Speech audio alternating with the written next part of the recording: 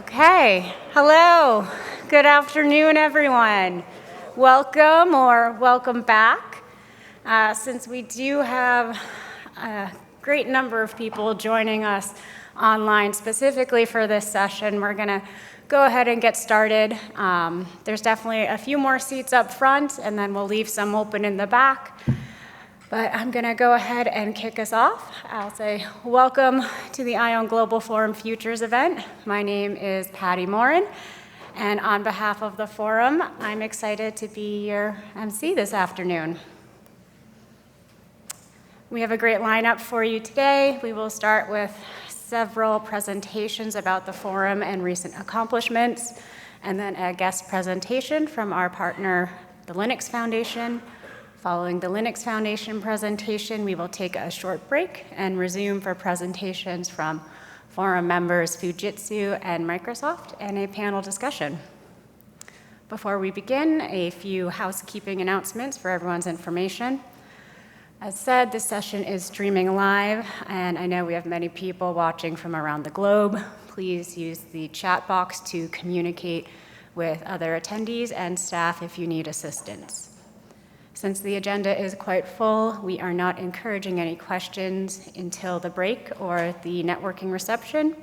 There, our speakers would be happy to continue the discussions, and there are a number of staff available as well. We also have both photographers and videographers on site, and by registering attending the Futures event, you are giving us permission to capture your photo and then use photographs and videos taken in IOWN Global Forum materials. We also have media on site, as they can be identified by their press lanyard, and they will ask for permission before getting any quotes.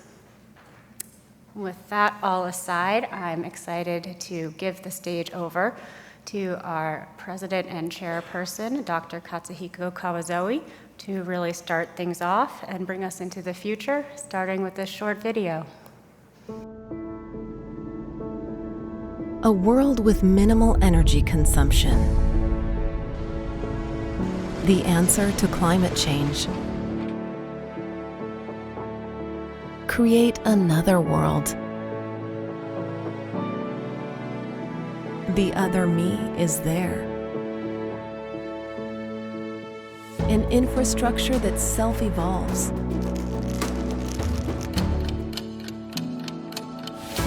We can have control over our time.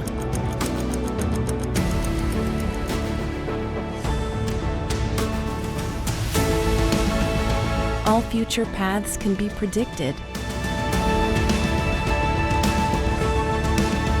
We can transcend our human potential.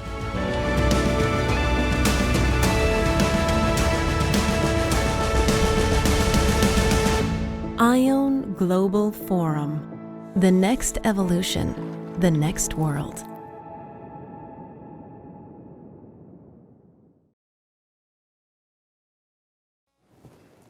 Okay, hello everyone. Welcome to Future event. This session is for IOWN Global Forum non-member, but I find a lot of members.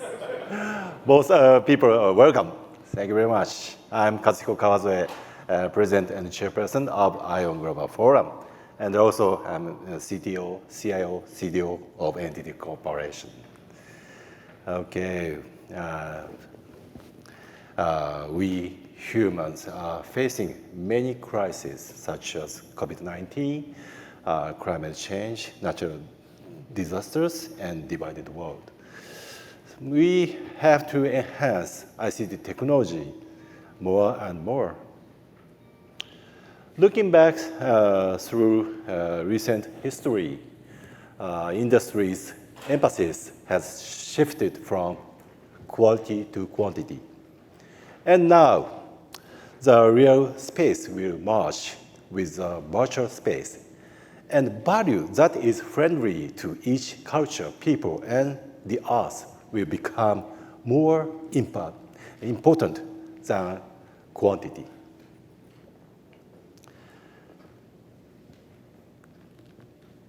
New communication infrastructure more closely link the real and virtual is needed.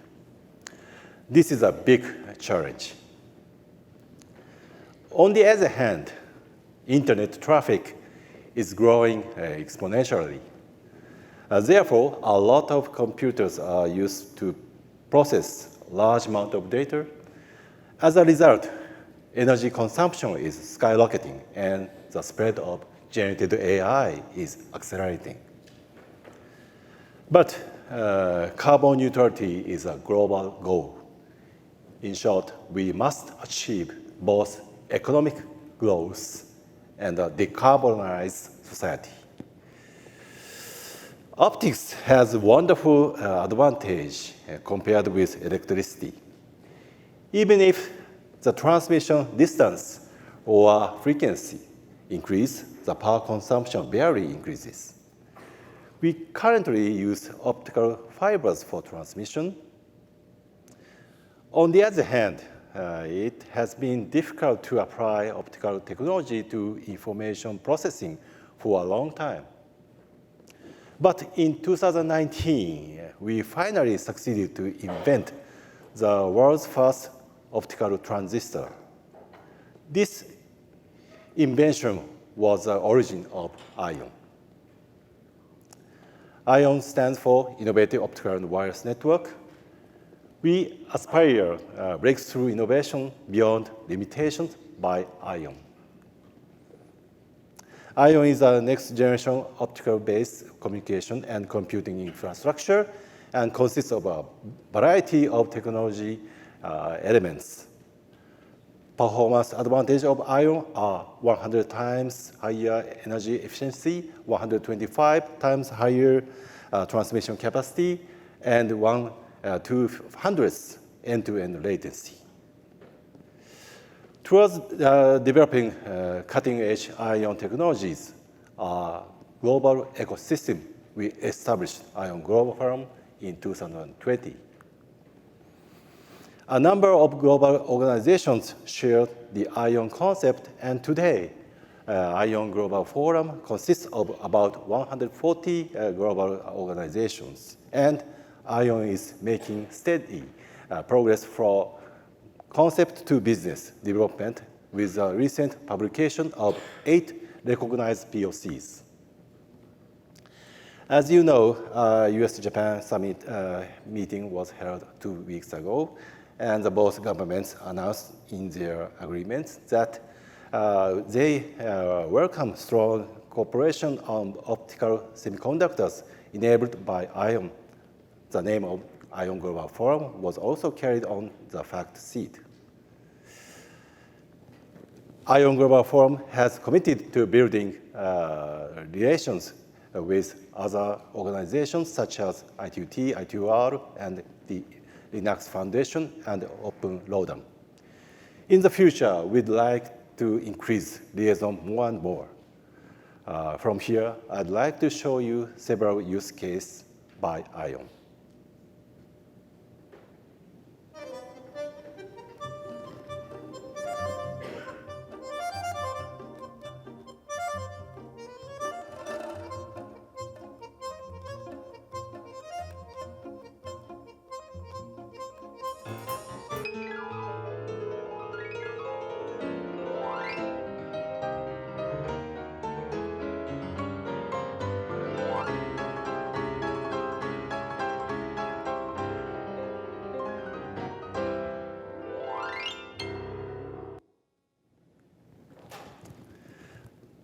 The fiber distance between Tokyo and Osaka was 700 kilometers. The one-way fiber optics transmission delay was only 3.5 milliseconds. And the end-to-end delay on application layer was the same as 3-meter distance of players on the same stage.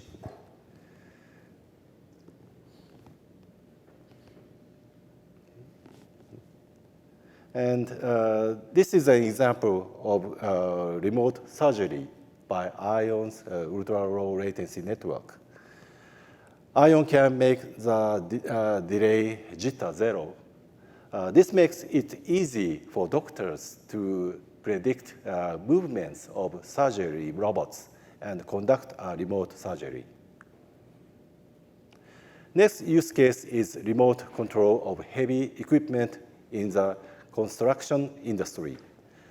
IOWN makes advantages such as reduction of operators' travel times and dangerous labor work. IOWN is valuable for AI that takes a huge amount of energy. Most present generative AIs are single massive AI. All huge data and computer resources are gathered in the single AI. So they cannot deny the answer. This is a big problem. I believe it is important AIs can communicate with each other as well as human beings. IOWN aims to enable AI to do what humans take for granted. Technologies will evolve. AI will evolve. How about humans? I believe we humans should also evolve. Finally, I would like to introduce a DJ player, Masa, who was diagnosed with ALS. By utilizing new ICT, he enhanced his own body capabilities and was reborn as a new DJ player. Please watch this video.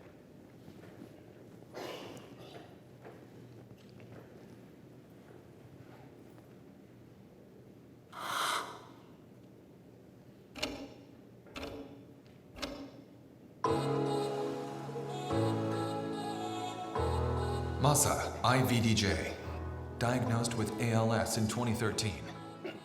Being paralyzed did not stop his passion to continue creating music using gaze input.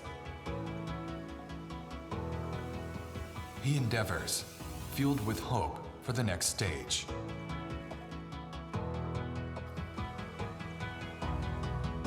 Electromyography, a subtle electricity generated when moving the muscle.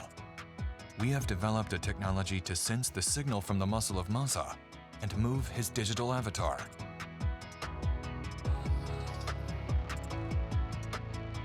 Though he can no longer move his arms nor feet. On the digital twin, he may regain the freedom to move. The stage for the challenge was set at Ars Electronica, the world-renowned festival of media art. Masa is joining this stage from Tokyo. The presentation was done with cross-lingual text-to-speech technology, reproducing his voice from the past recordings in multiple languages. Hello everyone, I'm Masa from ALS, while continuing to fight ALS in Tokyo. Masa communicated in English with his own voice.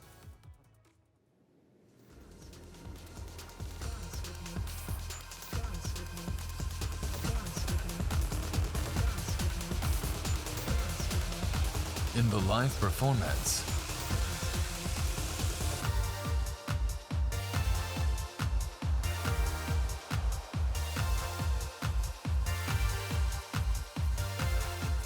the audience enthusiastically responded.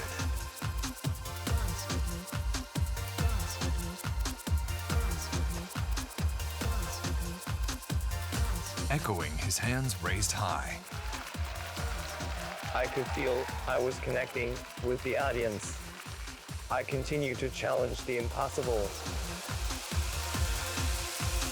Dance with you. How do you feel? Thank you. Yeah, he shows us that with the power of technology, we can achieve well-being. This concludes my presentation. Thank you very much.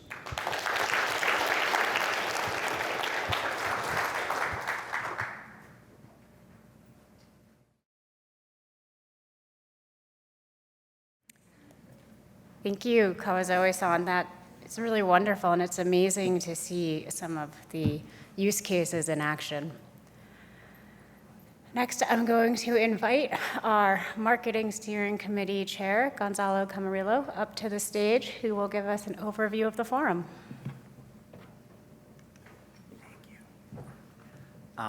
Thank you, Patty.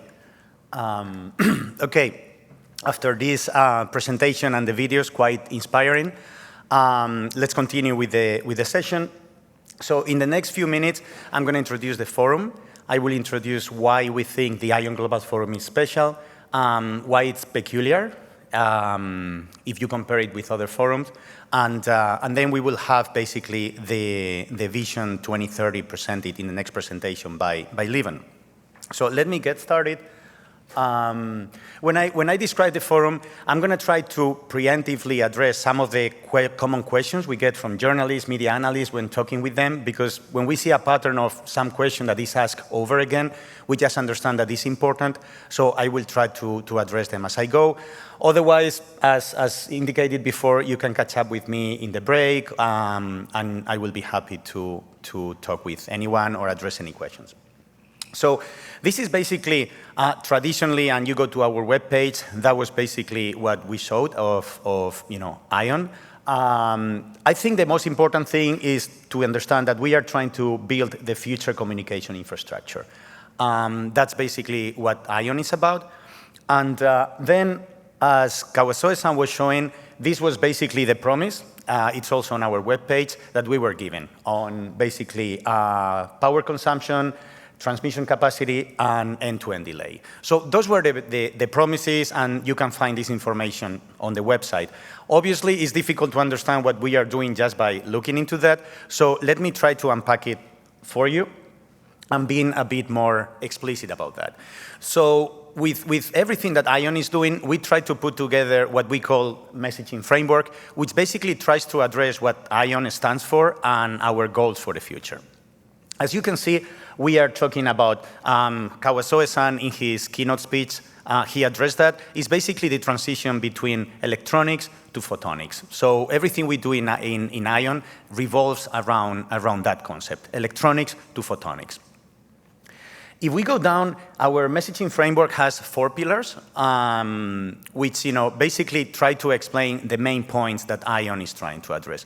The first one, as you can see, starting on the left, is the data-driven, basically, aspect of IOWN. IOWN is born because we need to tackle much more data than before. We were discussing some of the numbers before COVID and after COVID. For example, in Japan, the mobile networks, they are handling double the data from before. That's a massive increase. Kawasoe-san was also showing data from the actual global internet, how it's basically a hockey stick type of graph. There's a need to handle that data. The second point is the speed at which this data needs to be handled. Requirements on data speed and the basically transmission capacity, they are growing and growing again. So IOWN is about addressing that. And of course, the connection with AI. AI is probably the hottest technology at this point. Everybody's talking about that. So we are also understanding how AI contributes to generating all that data and how IOWN Global Forum networks and IOWN technologies, they need to be able to tackle that. So that would be the first pillar, explaining where we come from and why IOWN Global technologies are needed. IOWN Global Forum technologies. The second pillar is about security and resiliency. And there, this is interesting because optical processors will be able to basically process data much faster than electronics-based processors, that current processors. So you will be able to encrypt or protect otherwise data at much higher speeds. So the protection level you'll be able to provide data is much higher. And this is interesting because, as you probably saw, we were talking about the future infrastructure, future networks. We were talking about optical networking. IOWN Global Forum is also about computing. So optical computing is also in scope. That's something that sometimes we forget because the timeline for optical networking is much closer than for optical computing, but optical computing is actually included also in IOWN, and in the future we will be able to work on that as well. specifically for security, is really important. When it comes to resiliency, we can achieve resiliency through distribution. When you have a distributed infrastructure, you are avoiding single points of failure, single points of attack. Basically, your attack surface is lower because basically you would need to be able to attack several data centers or servers or whatever you have. So in a sense, that makes also IOWN Global Forum networks more resilient in addition to more secure. Moving on to the third pillar, sustainability and growth. Sustainability is something that obviously we need to aim for. Also, I mean, sustainability goals are everywhere, right? So I don't think I need to explain why that's important. We are addressing sustainability through several aspects. One, obviously, is optics. They consume much less energy than electrons. So just by moving to a more optical-oriented network or computing infrastructure, we will have actually achieved a reduction in power consumption. But even at the same level of power consumption, so independently from that, being able to distribute the architecture, you would be avoiding these hotspots. And hotspots are problematic because, for example, if you have a massive data center, you need a huge cooling capacity, you need huge energy production and all that. By having a distributed infrastructure, we are able to have smaller data centers, so you can actually put them where renewable energy is produced, or basically just have less requirements on cooling. That would let you basically install your infrastructure in places where today would be impossible. So we are trying to address sustainability from that point of view with those two things. And then finally, the fourth column, it explains why we are a global effort. We are not trying to build something for a region or for an industry or for an industry segment. We are trying to build this globally. And in order to do that, we need basically a global effort. And that basically will connect with my call to action, which will come at the end of the presentation, which is that we really want to attract members from all geographies, all industries, so that they can join us in this journey defining the future architecture, the networks, computing platforms, etc. So with this in mind, the messaging framework we have, let me explain why we think the IOWN Global Forum is special. And I would like, the last pillar, the global nature of our challenge, our approach, is actually a very good segue to explaining why IOWN Global Forum is special. I think what makes IOWN Global Forum special is basically its membership. You can see here we have different types of members, sponsor members, general members, but also academic members, research members, and even governmental and non-for-profit members. What do I mean with that? The IOWN Global Forum basically is covering end-to-end in at least three different ways, three different axes. The first one is geographies. As you can see, the IOWN Global Forum is very strong in certain regions like APAC, in particular Japan, but also we have important members from Europe and important members from Americas. So we are covering the whole world geography-wise, end-to-end. The second axis in which the IOWN Global Forum is also providing an end-to-end type of approach is basically regarding industry or industry segments, industry verticals. We are covering financial institutions, we are covering automotive, we are covering telecommunications. So all these industries, they are represented by different members. So in a sense, we covered a wide array of industry segments, verticals, depending on how you want to call it. And the third axis, I think, is really important also that we are covering end-to-end, is basically the role some of our members play in their respective industry segments. So we have basically from research that you saw before, not so much pure research, but applied research. We have development, we have operators, we have deployment, and that could be different for every single different industry segment, but we have actually members covering everything. So it's really interesting to have this type of diversity, because when it comes to developing these technologies, and not only developing, but operating and deploying, I think is key. And that's what basically, in my opinion, makes the IOWN Global Forum so special. So its membership structure and the diverse, basically, nature, I think is one of the biggest, probably the biggest strengths of the IOWN Global Forum. So now in order to know how we operate, what is our approach to developing technologies and deploying eventually, let me explain how we are structured. We have a board of directors, and there we have our officers and the board. We basically renewed the board last year, as this is basically the annual general meeting. So this is the board as elected yesterday, or as confirmed. But more importantly, this is how basically the work happened. We have 3 steering committees. The marketing steering committee, which I myself am chairing, and then we have the vision steering committee and the technology steering committee. You can see there that we have the use case working group down there and the technology working group.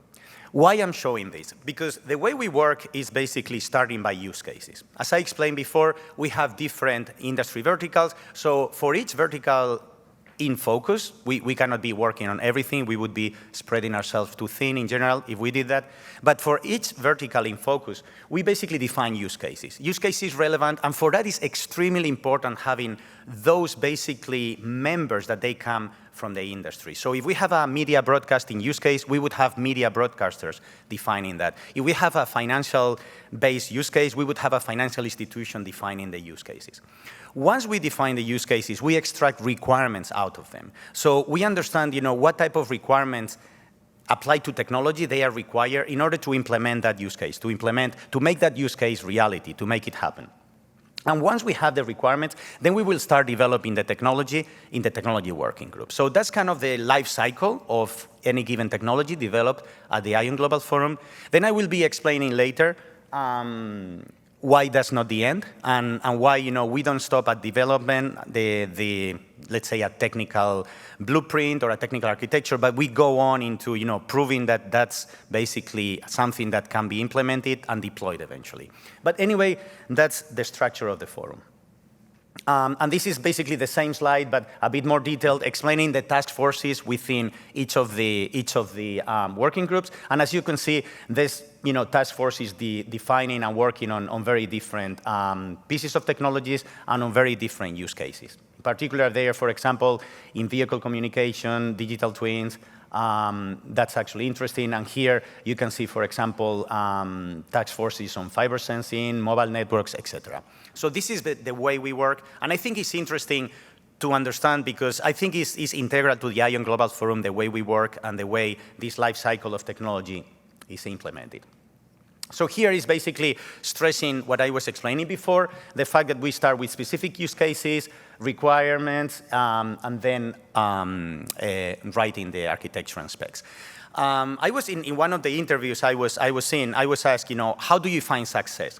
So the success, when we define success at the IOWN Global Forum, is not about publishing specification, writing a paper-based document. We want to go into deployment, as I mentioned. And this is where the proof of concept prototypes come into play. We have nowadays several ongoing, officially recognized proof of concept prototypes. They are taking the technologies developed at the IOWN Global Forum that they are defined here and implementing them to show that they are feasible, at least at the prototype level. Once we do that, the next step is to basically deploy them.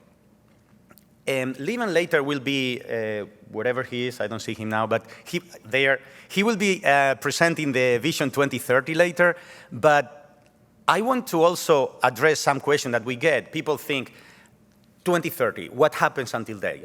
Are you doing something, or is just like you need to work until then? So it's important to say that we will be seeing early deployments of IOWN as soon as next year. So just don't think that we will be basically doing nothing or just working on prototypes and specifications and architectures until 2030. We have basically a roadmap with a timeline that starts, as I said, quite early, and then it becomes more aggressive as we go along.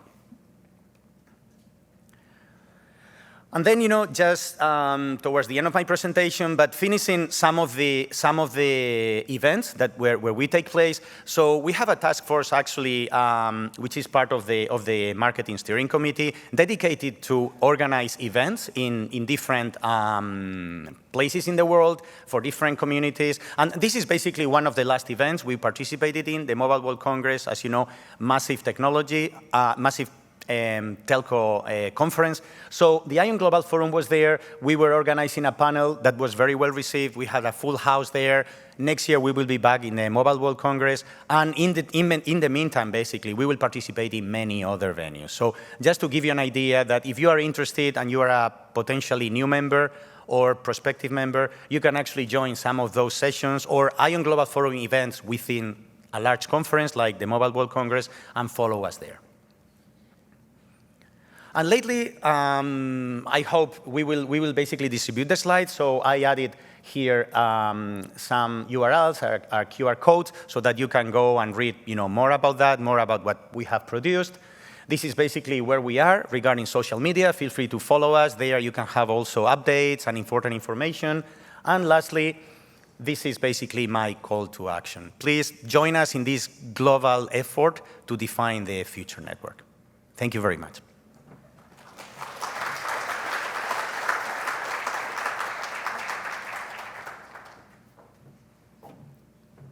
Thank you, Gonzalo. I think that was a great overview and really good, not only for our interested members, but also the new members joining us today, and even good to get a refresher. So really appreciate that. I know you gave a little teaser of this, but now we're going to invite our other chairs up who will go over the Vision 2030 and accomplishments. I'm pleased to ask Katsutoshi Ito from Sony, our Use Case Working Group Chair, Masahisa Kawashima from NTT, our Technology Working Group Chair, Levin Lebreau of Nokia, our TSC Vice Chair, and Clara Lee of Intel, our Technology Steering Committee Chair, to join the stage, and they will go over this presentation.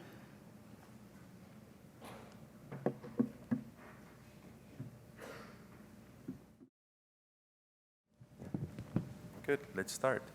Hello, everybody, and a special welcome to our interested people in futures. Just want to say this is the first time we're doing this, so bear with us, but we're very excited to present this anyway. We're going to show you a little bit more technical details on what we've done and where we want to go in 2023. Oops. In my hands. So basically, the way we started this was actually look at the new use cases that we had in mind or where we think things are going to go. So you can see it from there. We have the integrated communications. We had a great session this morning where we talked about the implications on networks as such that probably might have some problems later on. We look at the metaverse. The metaverse means different things for different people, but we kind of took one identity. We talked about the digital twin, for example, in our particular work. Then the other ones are the digital twins, is saying there, and then of course the cyber physical systems. What systems do we have? How can we do it? So these are very high level future use cases. Now, how do we tackle that? Well, we looked at the current networks and we came to the realization that today they're basically islands that are somehow interconnected, different technologies, different network layers, different owners. So there is a lot of disjointness in these network architectures. Now, with these different blobs and the stovepipe, and we've been hearing this for a long time, the stovepipe, but it's still a reality. The complexity grows with stovepipes. Very difficult to manage, very difficult to get an end-to-end service. And en plus, or moreover, which is the proper English, en plus, you can say there is a suboptimal utilization of your network resources. You might have it, but you don't know whether you use them, and it's only in your network control domain. A lot of complexities, yes, again. And then, of course, we know that security is becoming an issue. We need to look at the security not only at one network layer, but as a whole part. So those were our, we started off with that, and then, there is a problem with the slide, but that's okay. So IOWN has exactly a few tracks, but one of them is the enabling technologies. And you can see them here. I'm not going to go over all of them, but these are our toolbox. This is what we can use to ensure that we can make this a reality. And this means the all-photonic network bring photons closer to the edge. And remember, photons are much nicer than electrons. So with that said, The next thing we did is that we wanted to have a reference architecture. Now, reference architectures are very important because then you know what you're talking about. So for example, when we talk on APNT stands for all photonic transceiver. We have it right there. And we have other elements in there. With that reference architecture, we wanted to make sure that we actually create and achieve our design goals. And you can see them there. Again, I'm not going to go over them. A few that I want to think about is energy efficiency. I think that's a no-brainer nowadays. The energy becomes a major issue for our society. For whatever we can do, we need to be able to help. We have a task force on that. Dynamicity, the agility. We've always talked about the agility of the optical network. It's now becoming a reality, and we want to use that more and more. So we want to make sure that we have that. And then, of course, and I think Gonzalo said it very well, we get our requests from the horse's mouth. And that translates as in requests from our customers, because we have from every field, we have members that are part of this. So they can actually say, for a financial institute, for example, we now know exactly what they need. Why do we know that? Well, we talk to them. And in the past, those requirements would come through, well, a sales guy, which is not always, sorry, I hope there are no sales guys here, but it went through the sales channels. From the sales channels, it went through there. So there was a filter. It was, at best, it was third hand. Now we get it straight from the customer, so that's perfect. And then you have some other, the intelligent monitoring, end-to-end, not only over your particular network layer, over your particular network domain, but end-to-end, some of the aspects that we want to make sure that we tackle.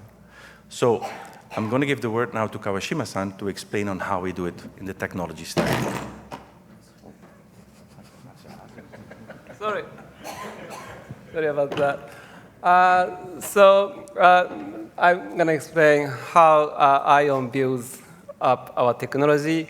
So as you see at the bottom, the fundamental part of IOWN technology is OpenAPN, All Photonics Network, which is basically a disaggregated optical circuit switch infrastructure. So with this, we can create end-to-end optical transport path. So that would allow us to build high-speed, powerful computing infrastructure. But in order to achieve that, APN is not enough. So on top of that, we would add IOWN networking service. So this layer is actually a newly defined layer. Will expose end-to-end, actually, I would say NIC to NIC, or Ethernet port to Ethernet port, high bandwidth, low latency connection with deterministic QoS, which means congestion-free, guaranteed bandwidth, and jitter-bounded connection. So with that, we can perform, the computing endpoints can perform RDMA or PTP, and so on, so on. So that differentiates IOWN's infrastructure from traditional IP networks. So with IOWN networking service, computing endpoints can perform RDMA and PTP and so on. And by taking advantage of that, we can build disaggregated computing infrastructure, which is called data-centric infrastructure. The reason why we name it data-centric is because in future, the computing performance depends on how such computers can handle heavy data efficiently. And data-centric infrastructure uses RDMA, for example, to move heavy data from one place to another and put it onto the accelerators. And with such highly efficient computing infrastructure, we can do a lot of things. For example, we can build virtual RAM platform for 5G and 6G, and IOWN for mobile networks is addressing that work item. And data space, of course, we can create digital twin data infrastructure so that many organizations can exchange digital twin data with enough security and efficiency. And also, another important thing is optical fiber is not just for data communication. Optical fiber can also be used for sensing. So another work item we are addressing is fiber sensing. And that would allow us to have accurate data about what's happening in our physical space. And lastly, security is very important, and IONSEC is addressing how we can protect our networking and computing space with post-quantum security. So these are the stacks. So it's completely different from today's computing and network stack. So we hope there are a lot of use cases. Financial service institutes would appreciate from our infrastructure by building their own banking infrastructure for the digital era. And remote video production will help TV broadcasters to do remote video production. And remote GPU, a lot of enterprises would need AI computing infrastructure to develop their products for the digital AI era. And remote GPU will connect enterprises' product development site with AI computing infrastructure. So these are the examples. And the digital twin is an important concept, so we will develop a digital twin framework as an application framework that helps many developers to develop digital twin applications taking advantage of IOWN infrastructure. So that's the summary of IOWN's work.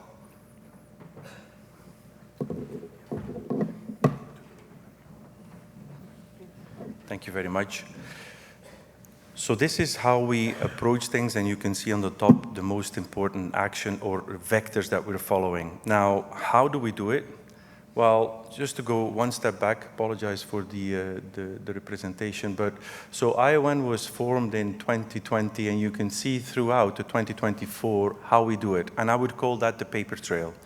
Because remember, Gonzalo already mentioned it, that we do have paper, but success is defined by what we do. There is the proof of concept, so that's an important thing for us. So, but you cannot jump right away. We need to have a definition. We have to have proof of concept, reference documents, and all that. So you can see over the years that has grown and more, but we also have, of course, success factors out there where we say, this is what we've done, and please refer to the other page where we say where success is, the recognized box, for example. Now, what we're going to do in 2024, which is this year, so on the top you can see what we're going to do. There's a few vectors that we want to deepen and make sure that we have more POC preparation material. Now, what is more important, which I also wanted to say, because there are new people on the call and here, is that we do have a frequency of about 4 meetings a year. The GF stands for Global Forum, so we do them around the world. And you can see, in this case, for example, we go to America, we go to Taiwan, we go to China, we go to Canada. We try to put it around the world so that everybody can join. And most likely, we will continue, thank you for COVID, is that we will always provide remote access to people if that would not be possible to do the face-to-face meetings. What is important as well is that it's a staggered approach. So we first do an all-members meeting, and then we do a workshop meeting where we put where the rubber hits the road, so to speak. So we don't stop at 2024, of course. So then we're going to work more towards the 2023 achievements, where we want to, and you can read it there, what we want to do. Again, success is really about documenting what we're going to do, the paper trail, to turn that into a reality, to turn that into a proof of concept based on the use case. And again, this is where everybody that wants to join can drive certain things that are of interest. We've seen this slide already. It's not an error. Gonzalo and I, we did talk a little bit about that. The material that we have publicly available, please have a look at it. It contains very valuable information. It gives you a very broad idea and an in-depth idea, but a very broad scope of what we do in depth with the use case definition. So please don't hesitate to, well, first read them, I would say, but then also if you have questions, please reach out to any of us.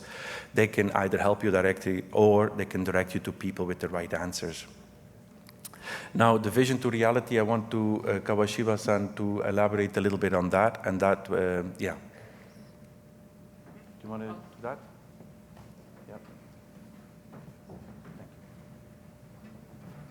Yeah. So this is this year's activity, this year's main focus. One is early adoption use case development. So as I said in the previous slide, we are developing 3 early adoption use cases, which is financial service infrastructure and remote video production and green computing with remote GPU over APN. And also, we believe that IOWN's key concept, electronics to photonics, would be very important in the evolution, for the evolution of mobile and cloud computing infrastructure. For example, for mobile, 6G, radio and optical convergence would be the very important concept. And also for the computing, we believe that EPS, electronic packet switch and optical circuit switch integration would be the key concept. So we believe that IOWN Global Forum can play a very influential role in the evolution of mobile and cloud computing infrastructure. So what we are planning is to develop tangible outcomes that influence other consortia's activities. And one of the example of idea is to develop some kind of benchmarks for infrastructure evolution, such as LAN energy efficiency benchmark model and multi-cloud DC computing benchmark model and remote GPU energy efficiency benchmark model and so on. So of course, many consortia are also developing architectures. So, but in order to, I think it is very important to share the benchmark to develop high performance and efficient infrastructure. So the benchmark will be the common language that can be shared with other consortia. So we will lead the industry by defining benchmark models. So that's our plan. Thank you. Thank you very much. And I believe that Ito-san wants to add a little bit as well. Please, Ito-san, feel free to jump. Okay, I just would like to supplement the use case part. The use cases that was explained here is really the prioritized use case that we work on, and it's not capturing everything we do. With the high capacity, low latency, deterministic latency network, we are talking about the use cases that unleashes the constraint from the remote, and unleashes the constraint from being distant, and unleashes from the constraint of computing power by connected distributed data centers. So with the, as Gonzalo was mentioning, with the diverse membership from the multiple industries, we have diverse use cases that we work on. And having these diverse use cases will lead to enabling these diverse use cases will allow the IOWN to be the platform of the next generation infrastructure. So just to note that we are working on the multiple use cases that covers the multiple industries and multiple members that is here. So these use cases are just an example of that. Thank you. I just wanted to call out that Geraldine is also on the line, which is, I don't know if that was mentioned. Geraldine tried to get in, she's on the line as well. Just wanted to mention that. Geraldine is the Vision Steering Committee Chair, and she helped us build these slides. So I think that's about it. Do we have time for some questions, or we have a bit of time, I think. Would it be okay or not? We have 5 minutes. So, well, we have 5 minutes. I guess that's about 5 questions. Who's going to be first?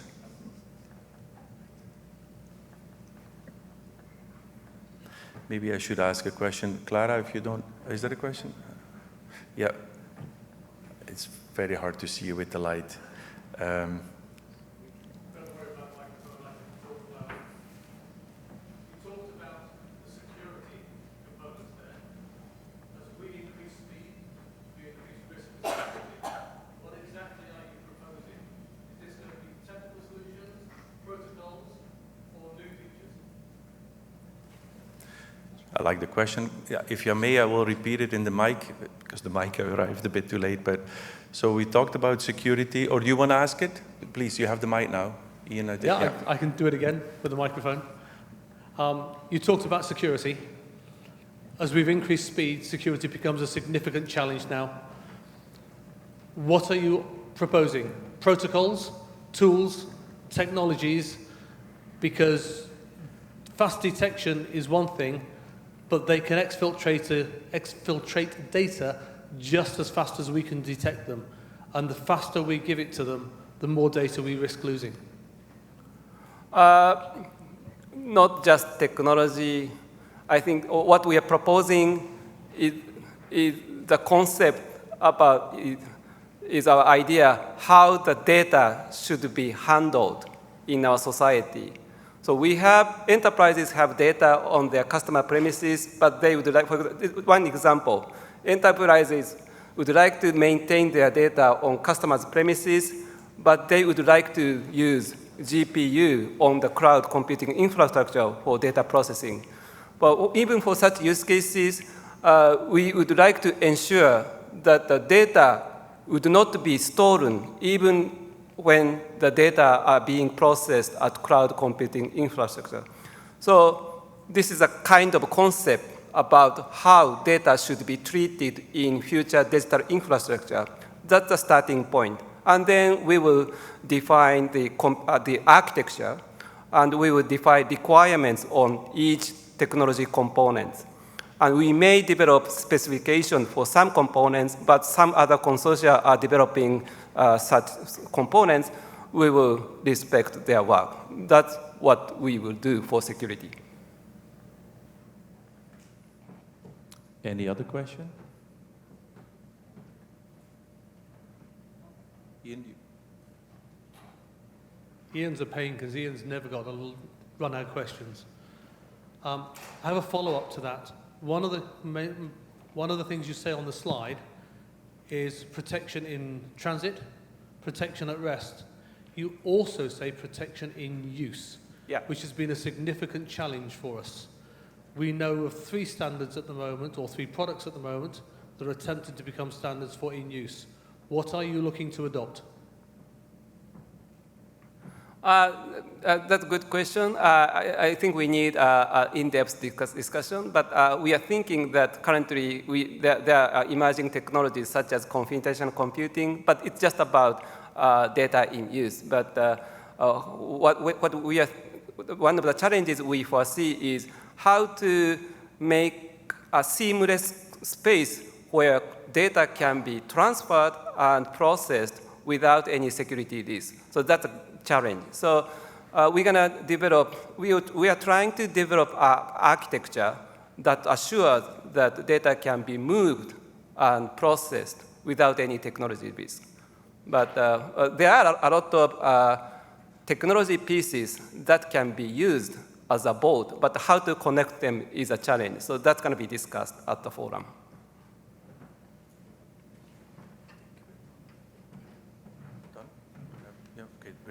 So basically, I like your question, and I think we should follow up on that with the security. If there are no more questions? No? Okay. So I will, first of all, I really want to thank you. If you have questions further on the futures, on IOWN Global Forum, on how we operate, what we do, if you think as a company there might be an opportunity but you're not sure, please reach out. We can always have a chat and talk. The channels are open, and that was it. That was my call to action. Thank you very much for your attention, and I want to thank the team here and my remote partner as well from Orange. Thank you very much for your support in this. Thank you.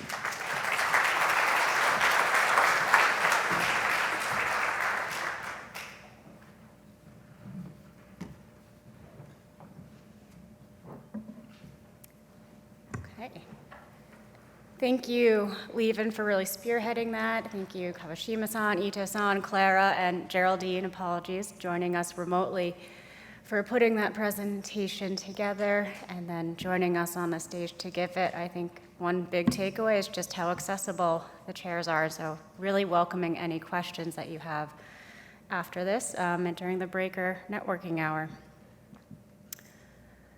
Now we can move into a few more presentations. I'm going to introduce Arpit Jashapara, General Manager of Networking and Orchestration at the Linux Foundation, to the stage, and he will give our first guest presentation.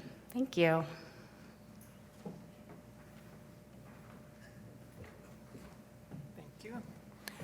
Right, good afternoon, and it's great to be here. Thank you for inviting me. And on behalf of the Linux Foundation, I'm honored and humbled to be here to talk about, what we have been up to and how we have been collaborating with the Global Forum. It is also very good to go right after the technology stack architecture diagram, because we look at the world bottom up, because that's what we create. We create open source. We create the software that goes to make the network happen and to make, whether it's all photonic, today it's all, electric routing, whatever. But the software on top is what, we create and as a global community. So what I'm going to do is I'm going to talk about how we are enabling collaboration to create this largest, what we call shared technology investment. I have 3 sections. I'll talk about the Linux Foundation for those of you who may not be aware of who we are beyond Linux. I'll cover what we have done with IOWN Global Forum. And then I'll go into the details of the projects and the architecture stacks and where open source is heading, because that software is going to run on this new vision. So we have to kind of intersect it at the right time, okay? So the first thing is, for those of you who don't know Linux Foundation, we're the largest shared technology investment nonprofit, right? Where we collaborate and we set up a neutral governance for pretty much all of the members worldwide, and we host projects through which code is developed, standards are developed, and hardware is developed, all in a true, open, neutral, and collaborative manner, okay? And we have moved past Linux. Obviously, Linux has basically dominated the world, so we're not talking about that here. But what we have done is we have expanded in the last 10 years on addressing challenges of vertical industries, whether it's telecommunications, automotives, finance, motion picture industries.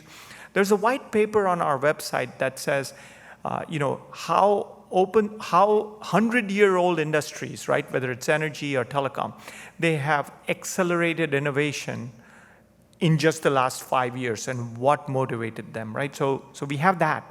And then we also have, standard-based, technology-driven foundations or sub-foundations, whether it's in security with OpenSSF, AI and data, cloud. We host the largest cloud-native software project called Kubernetes, whether it's networking, which I'll talk about today, edge, which I'll talk about today, and a whole bunch of other things, including hardware, which is kind of RISC-V and others. So a very wide variety of kind of distributed projects that basically are governed by open and neutral governance. So that's Linux Foundation. So I won't go into more than that.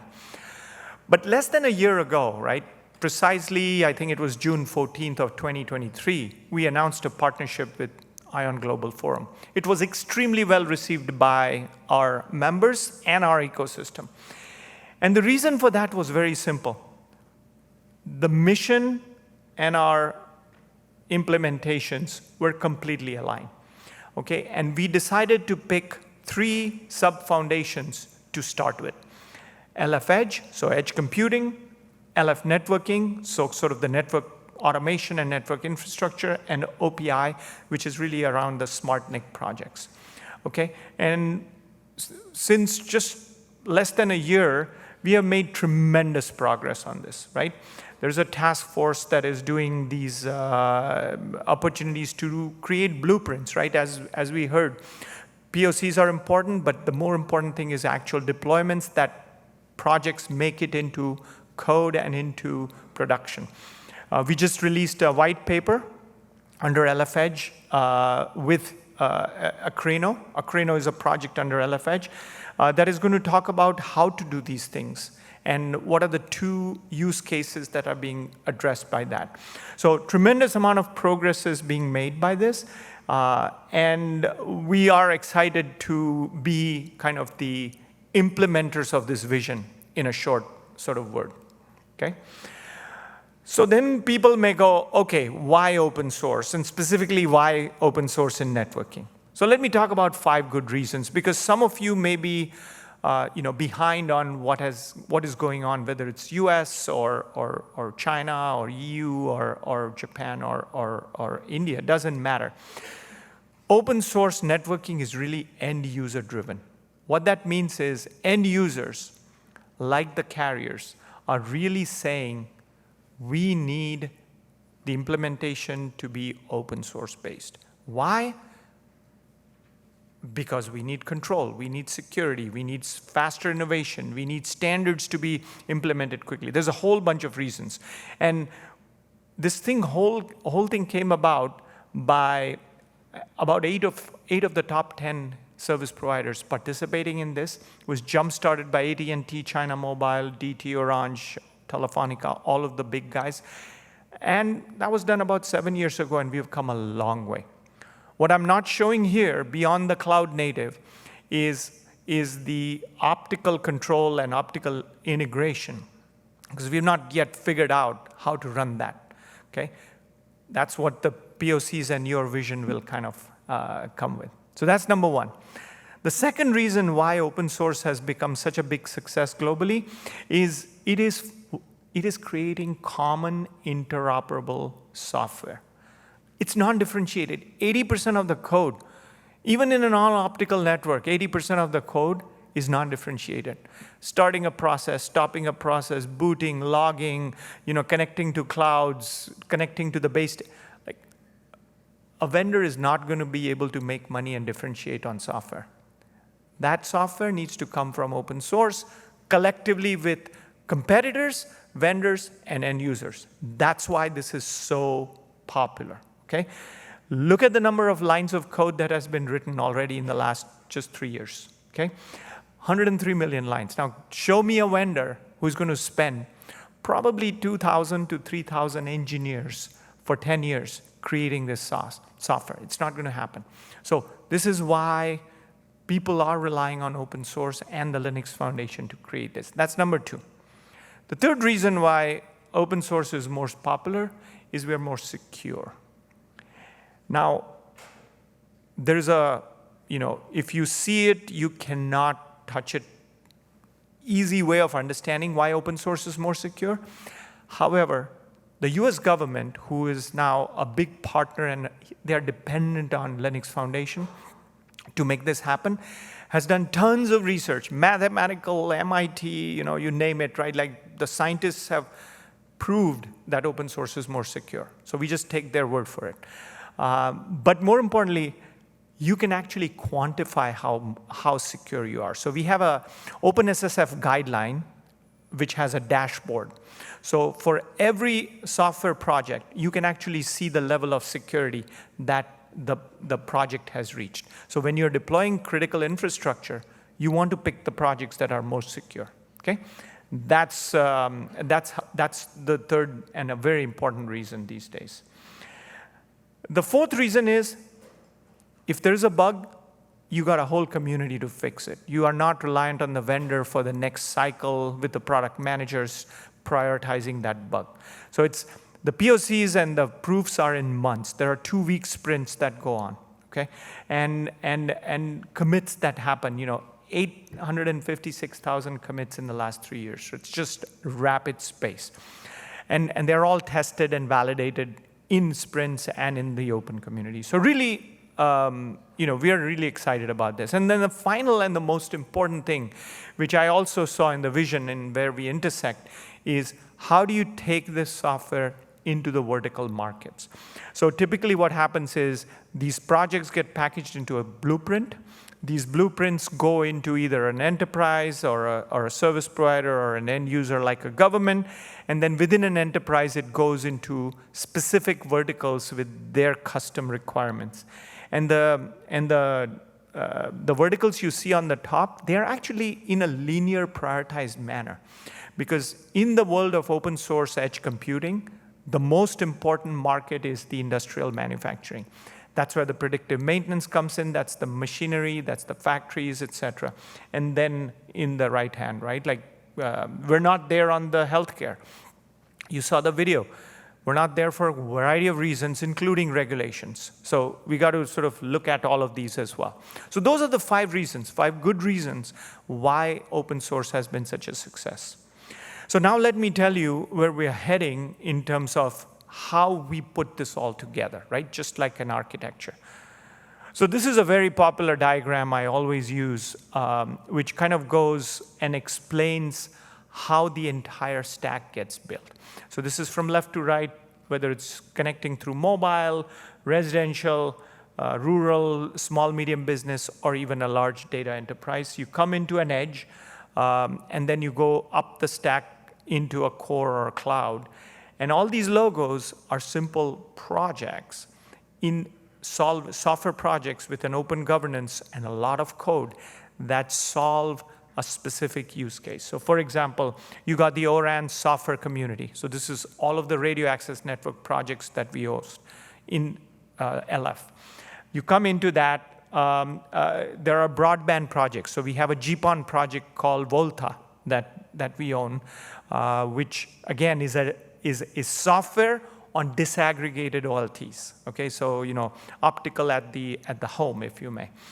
Then we have the edge compute projects that come, whether it's an industrial IoT projects or I just mentioned a Crano, which is working with IOWN on the blueprint to get the DCI stuff and the RDMA stuff in there. And then you got the NOS. NOS is the network operating system, the equivalent of Linux, on a network switch, right? Sonic, Dent, and then you take it all the way up the stack, SDN controllers like Open Daylight, or automation engines like Nefio and ONAP. And then the network APIs all the way up like Camara that monetize, that help service providers monetize. So you can see the whole stack. I won't go into details. I'm there at the reception if there are any questions on this. But the point here is this software is going to exist. And when we move the network from an electrical to an electrical optical to an all optical, we have to make sure that the software transitions well, okay? And that's what we have overlaid here on basically IOWN's picture, right? Which is where LF networking fits in, LF Edge fits in, OPI fits in, and how the whole DCI networks is going to take care of the open source, okay? Now, just like IOWN, in order for the networks to work globally, we need to collaborate with a whole bunch of standards. So 5 years ago, we published a white paper on harmonizing standards and open source, right? There was competition between the two, but now that's no longer the case. So if a standard exists, our community will code it. If it doesn't exist, we will code it and upstream it into a standard. And so you can see a whole bunch of standards that we work with very, very closely, and implementations of these standards are in the open source projects, okay? Then we have to also look at market dynamics. So what's happening here is the lines between cloud service providers, enterprises, and telecom service providers are blending, okay? They're blending because technologies are the same. They're reliant on each other. They're forming partnerships. They're using private networks from a Google or a Microsoft or an Amazon, et cetera, et cetera. So we have a very interesting project called Nefio, which I'll just do a very small deep dive on so that you can appreciate the type of work that's being done. This was seed-coded by Google, and it has one of the largest communities right now, but it does what is called cloud-native network automation, CNF automation. So if you have an application running in your network, how do you automate it fully for day 0 and day 1? That's what Nephio does. And I won't go into the details here, but that framework, using Kubernetes underlying, allows you as an application, whether it's a packet core application, whether it's a RAN application, to just be automated. Okay?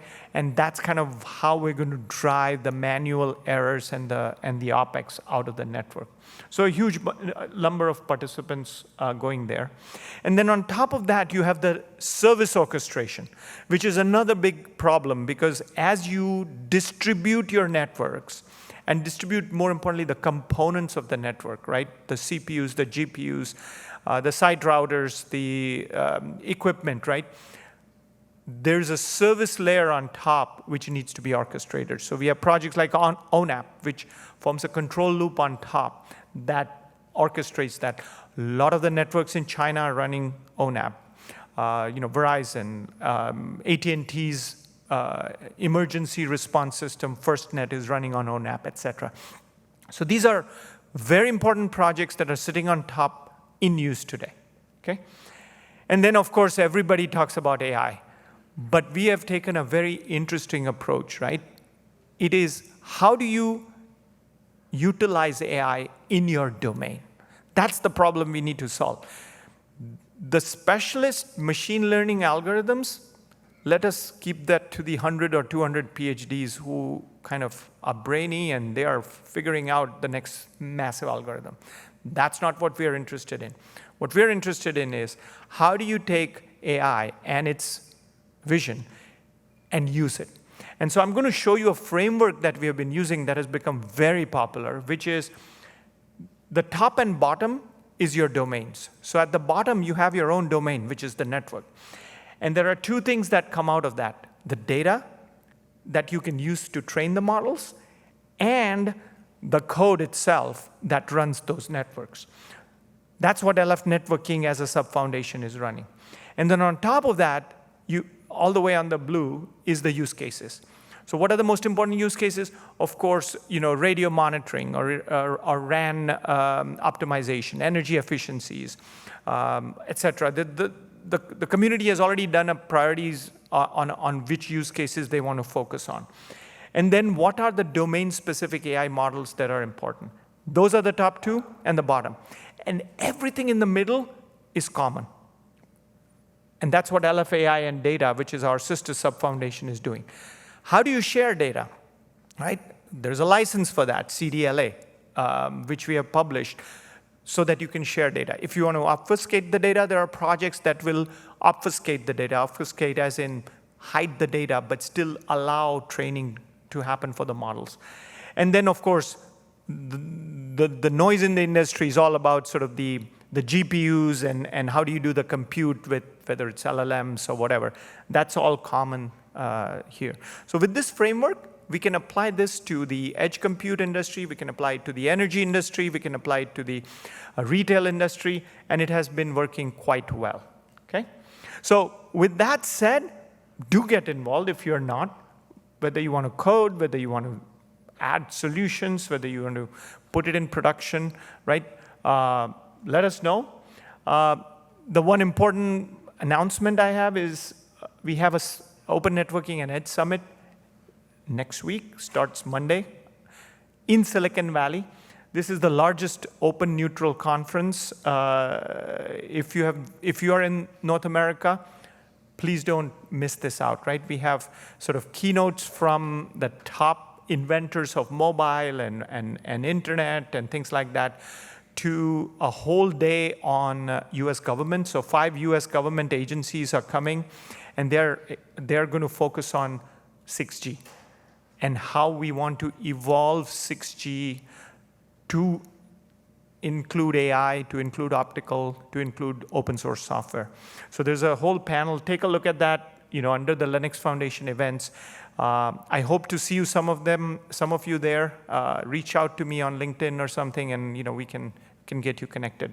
But with that, I think I'm out of time, and thank you very much. I'm around this later today, so we can take questions. Thank you.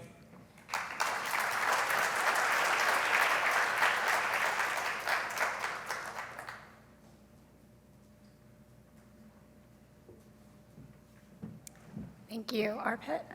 We are now going to take a short break. We will resume here at 3:45.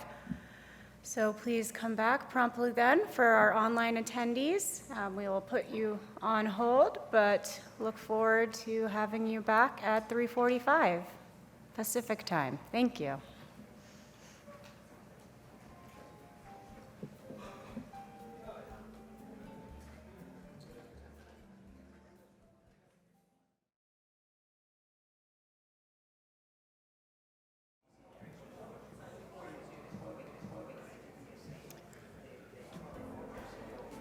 All right, if folks can rejoin the room and find their seats, and then we're going to get started.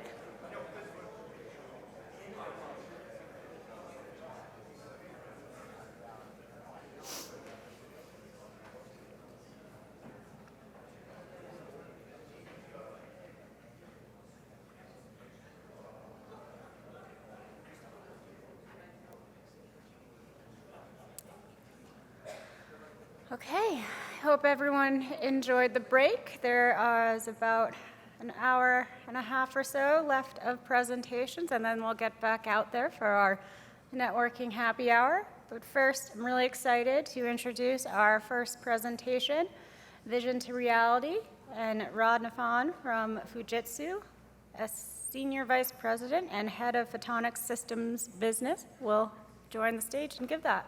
Thank you.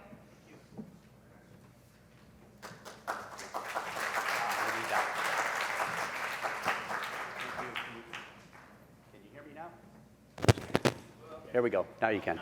Okay.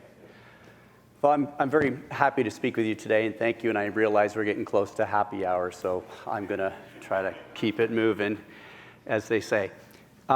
First, I did want to say that, IOWN has made a great accomplishment in defining their vision.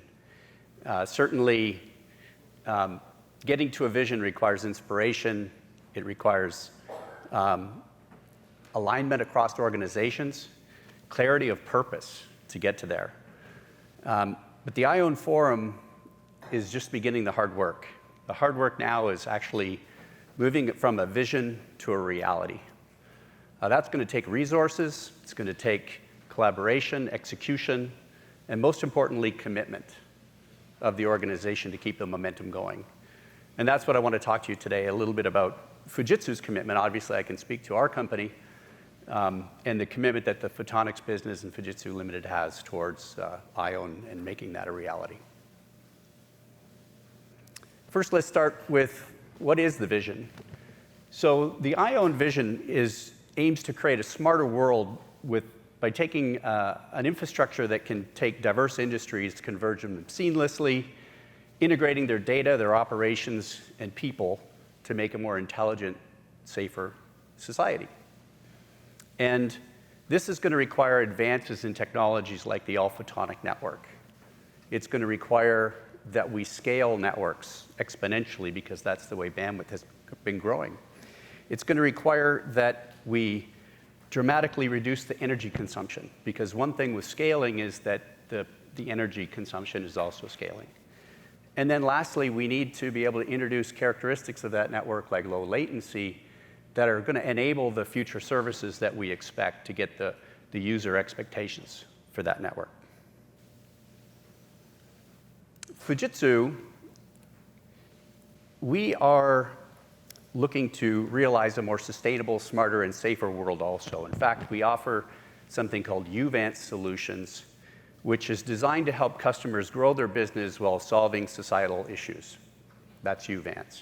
And underpinning IOWN, those solutions, is 5 key technology areas.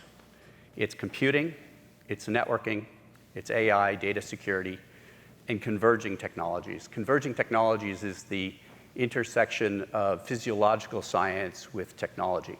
Yep, I went ahead, sorry. But if you look at these 5 key technologies, they are very much aligned with the focus areas of IOWN that we need to achieve to advance the vision of the IOWN Forum. But it's not just about technology contribution. Fujitsu is also very committed to people and contributing in ways that we can help the organization move. We've got members in steering committees, working groups, and 10 of the task forces. And of course, my boss, Mr. Shingo Mizuno, is a board member. The last couple of years on the roadmap to realizing the 2030 vision for IOWN has been about making proof points, proofs of concepts, demonstrating the value of the vision that is laid out for 2030.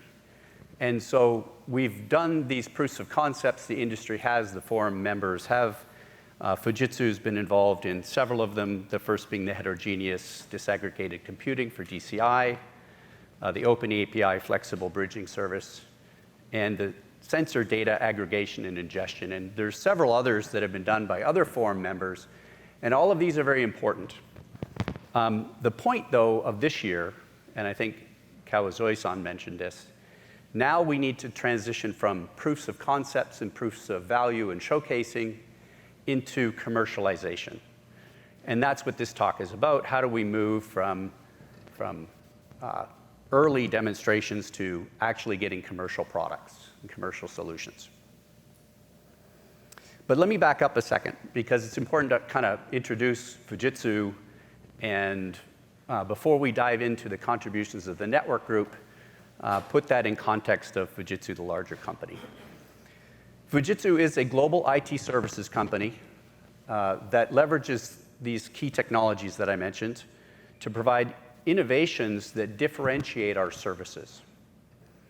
And here's a few of the key metrics that define our business. And our purpose is to make the world more sustainable by building trust in society through innovation. And if you think about what that means, that's very, very much harmonized with the mission of IOWN. As a business, we have 3,700 billion yen, or depending on the exchange rate, that's somewhere between $25 and $30 billion. About 84% of which comes from technology solutions.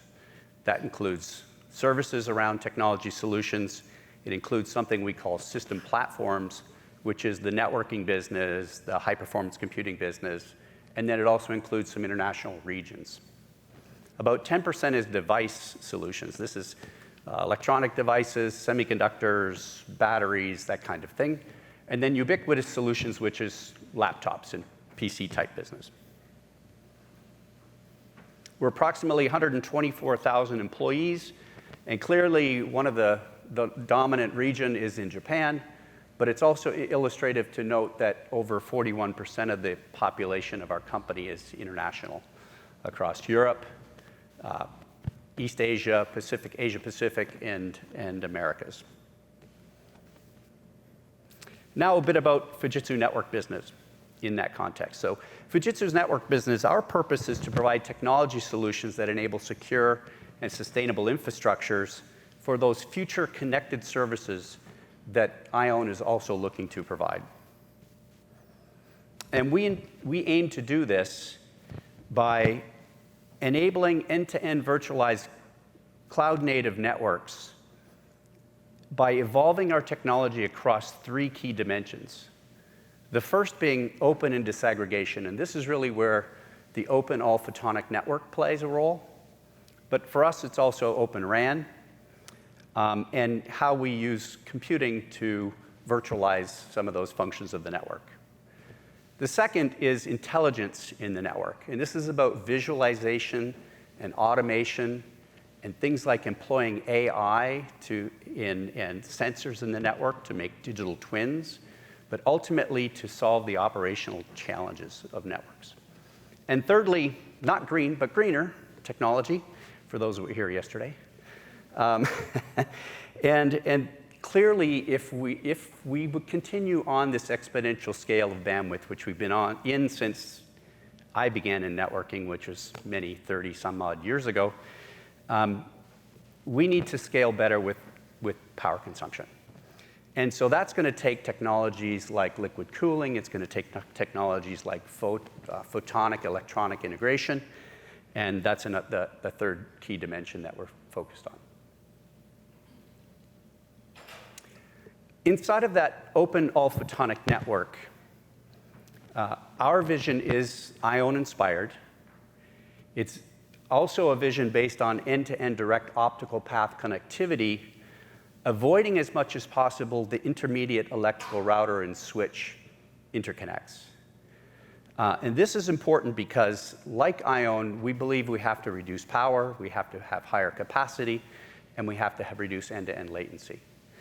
On the less power, each time you do an optical to electrical conversion, like entering a router or a switch, you not only consume more power, because I think it was mentioned earlier today, photonics is the lowest power way to transmit large capacity data versus electronics.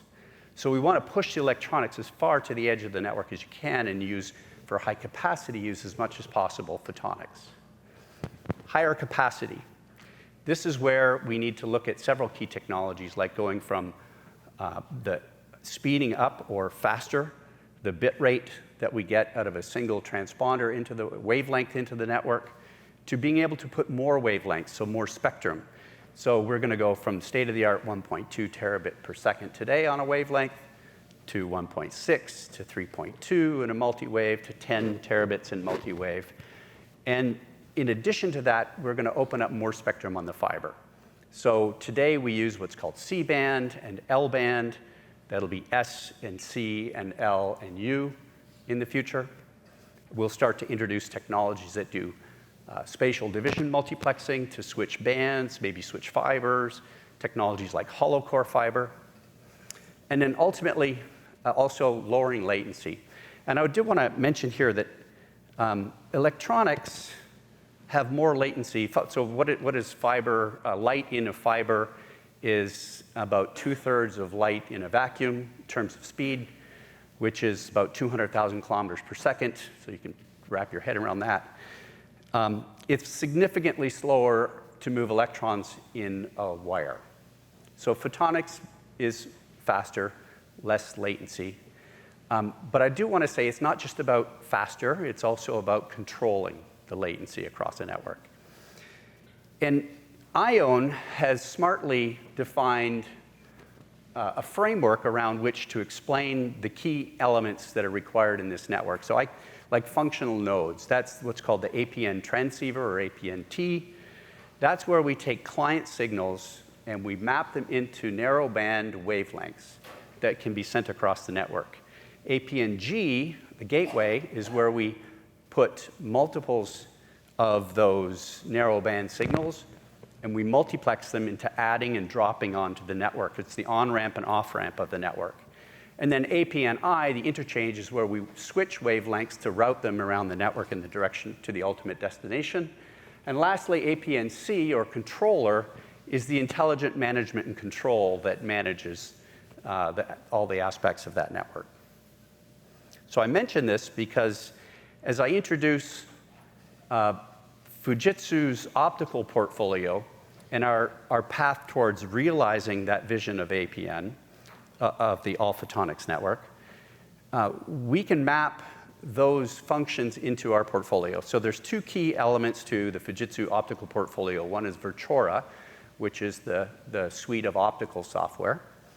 And the second is Onefinity, which is the network element equipment. Virtura provides the equivalent of the APN-C functionality. It supports multiple open APIs to allow multi-vendor optical network control, and it does this today in live networks, controlling many of both Fujitsu as well as key competitors' technologies today. Onefinity is divided into different series. So L series is the lambda, that's the wavelength or open line systems that can provide everything from point to highly complex, very large hubbing locations. And that implements the APN-I and APN-G functionality. And then for APN-T, there's both a T series, which is transport, which goes from, say, 10 to 100 gig on up to 1.2 today, and this is the systems that are going to go into the higher bit rates in the future. And then APN-T also is supported by the S series, which is where we aggregate packets and put them into a narrowband signal. So it's an on-ramp for packets onto an APN.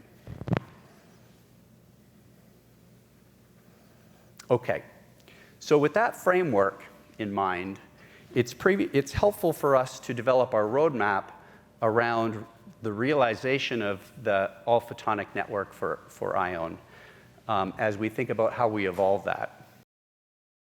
And just a few examples of what I mean in terms of commercialization. But last year, we released the Onefinity Ultra Optical System. And we're excited about this because there's many industry-first innovations in this system. And this system is optimized for high-capacity long-haul networks, such as 1.2 terabits per wavelength. Or if you reduce the speed, you can do 400 or 800 gigabits across the US, or maybe completely from north to south in Japan, or about halfway across Canada. Just a little geography lesson there, halfway across Canada. It can provide at the line system a capacity of 1.64 petabits. So I don't know about you, but I have a hard time getting my head around petabits. Not sure what that feels like. So I asked ChatGTP to help me explain 1.64 petabits. And what it came up with was 410 million HD streaming videos simultaneously, or over 46,000 HD videos transmitted per second. So I'm not sure if it was hallucinating, but I checked the math, and I think it's actually right. ChatGTP, thanks for that. 93% less cabling. So this is an operational feature. The reason this is important is if you think about, in North America at least, I don't have data on the rest of the world, but in North America, 2/3 of the outages are caused by humans. So these are highly complex systems. And so if you can simplify the operations, and that's a key aspect of what IOWN's looking for, simplifying the network. If you can simplify the operations, you can reduce the number of errors that can be introduced. And then significantly, 60% less power consumption. Towards commercialization, I'm very proud to announce that NTT has selected this system for their worldwide core network. So this is an example of taking IOWN-inspired technology and making it real, making it consumable for customers' futures. There's been also a number of awards for sustainability and innovation, which we're also very proud of for this system as well. And one of the key technologies in the Onefinity Ultra Optical System is what we call T900-950. And this is the transponder. This is the APN-T functionality. And it's a great example of the innovations that contribute towards the goals of IOWN. Using the most advanced 5 nanometer DSP technology, it provides the industry's first practical application of liquid cooling in telecom. It performs 1.2 terabits now with an upgrade to 1.6 in the future. Its bandwidth density is 14.4 terabits in 2 RUs, so that's about that tall. And that's only possible because we're able to realize double the cooling capacity with liquid cooling than we would with conventional air cooling. It couldn't be that small. It'd be twice the size if it was conventionally cooled. And it provides a power reduction versus the 800 gig equivalent of about 40% per bit power reduction. So I'm particularly proud of this because this is an example where we can provide a number of industry-first innovations in a way that is consistent with, in fact, enabled by a commitment to sustainability. So there's no compromise. to be sustainable. It actually is an enabler. Just a quick commercial from your sponsor.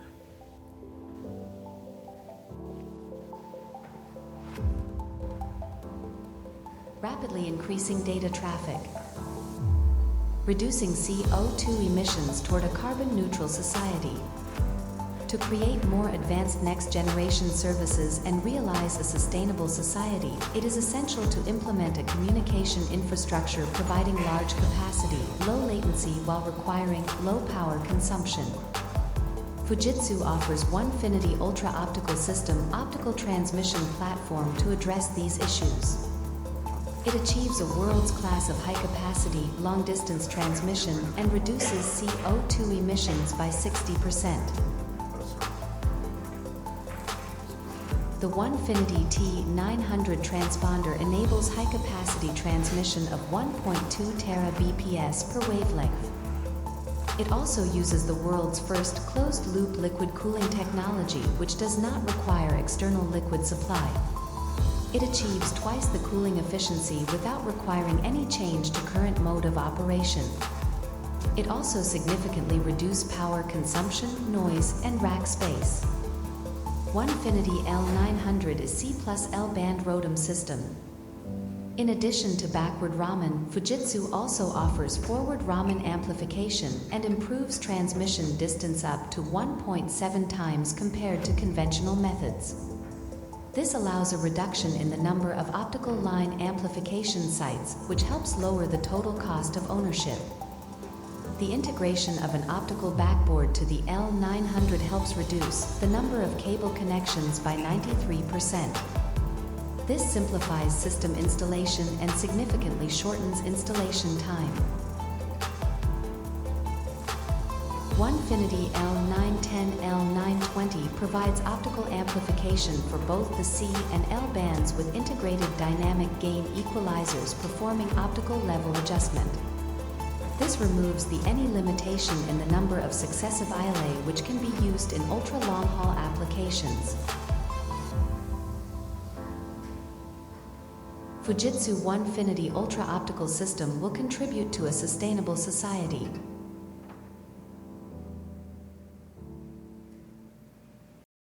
All right. Well, thanks for listening to the commercial. All of that sustainability, and it costs much less than a Tesla. So they are for sale. Touching on the next example of technology is something we call photonic tomography.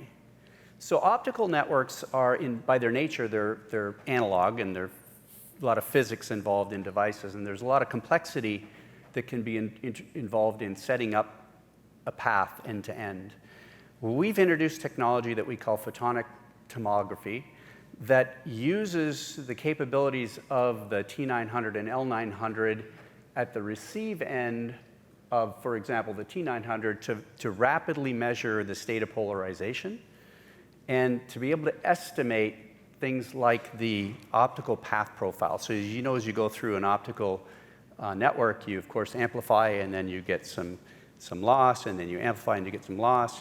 And we can estimate what that profile looks like from the receive end at the transponder.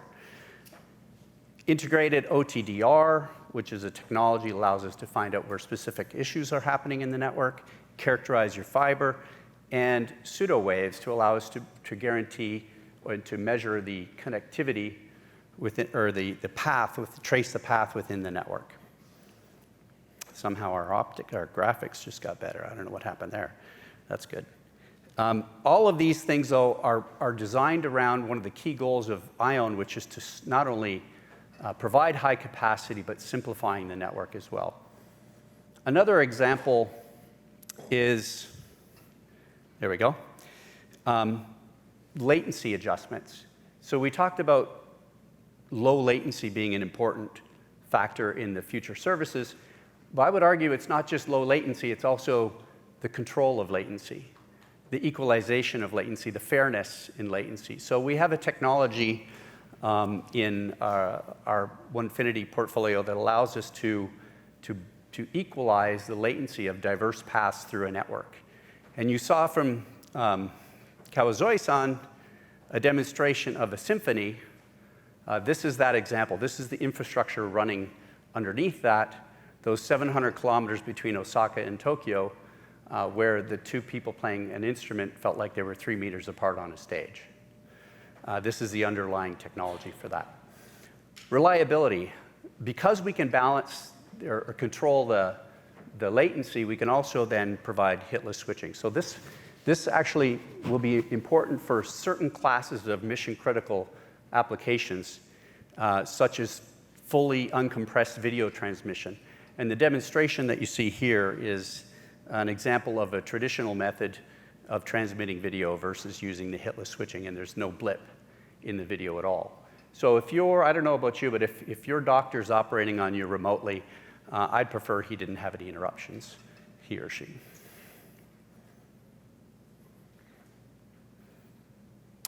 You know, realizing a vision is important, but it can't be solved in a lab. We have to get out and work with customers and collaborate as an industry. And this is an example of collaborating with KDDI to achieve 5.2 times the multiplexed wavelength transmission rate by using the S, L, C, and U bands in their network. Another example is Changhua Telecom. We announced that recently. I apologize for the big head on the screen, but that's the world of video conferencing. We announced collaboration with Changhua Telecom and to realize IOWN in their network. And so that's very exciting as well. And they're now members of the board of IOWN as well. Mr. Lee has joined the organization. And a final example, and I think this one was referenced earlier, Fujitsu, Red Hat, NVIDIA, and NTT have demonstrated a use case where they were able to use the all-photonic network along with some accelerator pipeline technologies to do remote data memory access, so for edge networks, to be able to distribute data centers and ultimately quickly move workloads around as we distribute data centers and get closer to end customers with services. So to wrap up, there's a lot of high expectations for IOWN. We have a lot of work to do. Some of the key areas that we need to still work on, of course, is lower power consumption, higher transmission capacity, lower latency. This can be done with research areas that we're working on now, such as the photoelectric convergence, pushing that integration of optics into the electronics at the edges of the network, the open APN, driving the resiliency, the scalability, the latency features, again, not just low latency, but controlling latency, fairness in latency. And then these will be the things that will enable the new service types in the media industry, in construction, medicine, finance, and so on. And lastly, just to close, Fujitsu is committed to innovating towards the IOWN technologies because we share a vision and we're aligned with the purpose of IOWN. We use this shared vision to shape our investments and our roadmap towards the future, and together we're going to realize the APN for IOWN. Thank you very much.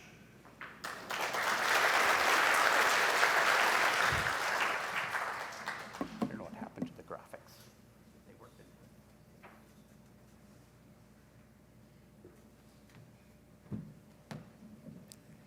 Hey, thank you, Rod. I think that was a great look at a bunch of different ways where the IOWN Global Forum vision is becoming a reality.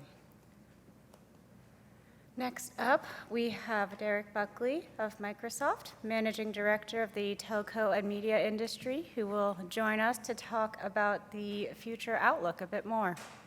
Thank you.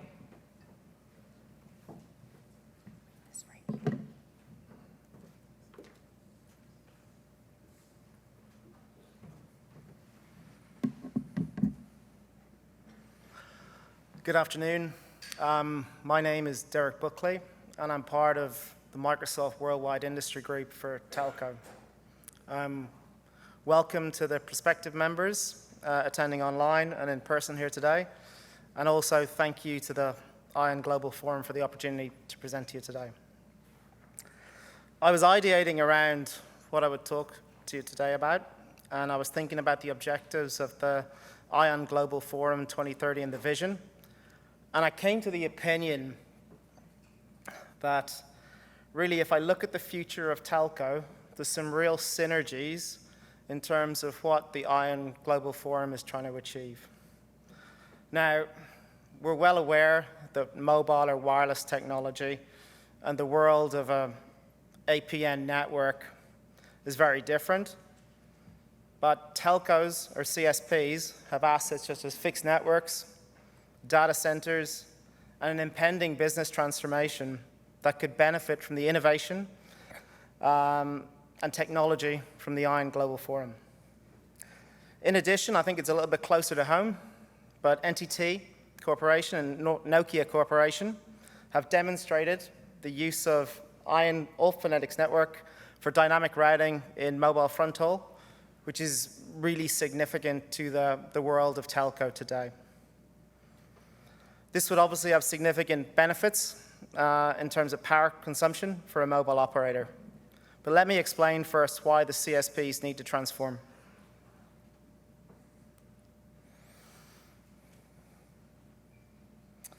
So I think I'm a telco guy. I spent 3/4 of my career in telcos around the world. I spent the early part of my career in telcos in Europe, and then the latter part of my career in telcos in Asia Pacific. I think COVID to me was a real kind of inflection point, because I think the pandemic really kind of brought the relevance of telco back to the forefront in people's minds, both consumers, businesses, and also the public sector and governments. Telco played a huge role in maintaining connectivity, supporting remote work, which is necessary at the time, facilitating digital transformation, and enabling critical services. These actions by telcos were vital in keeping the fabric of society intact during a time of unprecedented disruption and change. Also, on a not so positive note, I think we've seen the significance of telcos recently in Asia Pacific, when one of the large telcos suffered a major outage in November, impacting 40% of citizens, where thousands of businesses were affected, hospital lines were cut off, causing transport delays and downing payment systems. With that relevance, though, we need to look at the financial implications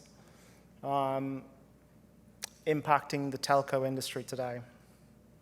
So as much as the relevance has increased, there are some challenges with financial performance. So B2C, or business to consumer, accounts for 70% of total revenue. This has really been the staple revenue stream for telcos around the world. The growth here is flat, primarily driven by declining ARPU, increased subscriber acquisition costs, and a stress on subscriber loyalty, with churn rates in the 14 to 20% bracket. B2B accounts for 30% of the total revenue. 80% of this revenue is made up of connectivity type services. CSPs made significant investments in network modernization, which really hit a peak post-COVID era. In reality, though, the return on investment capital has decreased by 15% between 2017 and 2021, which puts their profitability under pressure.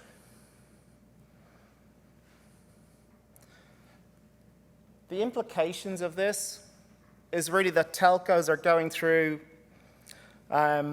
consistent streamlining and optimization of their business. So really there's only so much cost you can take out of a business. Reducing headcount, product rationalization, and refining business processes will only do so much, and typically relate in just to 20 to 30% in savings. So what can they do? What can they do that's a little bit different? I think CSPs really have the opportunity to achieve a renaissance by moving beyond connectivity and becoming B2B to X platform providers, extending their control beyond the network into the edge and the software layer on top of it to really enable Industry 4.0 applications. However, they really need to look at their business model, the customer that they serve, and how they evolve to be a platform business.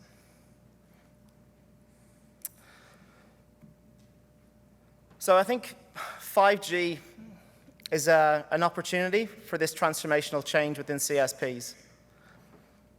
It gives them this chance to transform their business because of new capabilities. 5G is then a stepping stone to what they can achieve further down the line by leveraging innovation and technology from the IOWN Global Forum to enhance what they deliver from a fixed network and a data center perspective, leveraging their newly adopted business model. The 5G business transformation will move CSPs further down the platform route to the application landscape, and how they serve the enterprise will play a much more significant role. And hence, really, the synergies which exist with what the IOWN Global Forum is trying to achieve. So in terms of 5G, 5G is here now, okay? So by 2025, 5G networks are expected to cover 1/3 of the world's population with an estimated 1.2 billion connections. So the deployment of 5G is not an if, it's more of a when. 5G networks are here now, but the important component to the future telco is that it becomes an inflection point to accelerate the transformation of their business and become B2B to X platform providers, extending their control beyond the network into the edge and the software layer on top of it to really play a large part in Industry 4.0.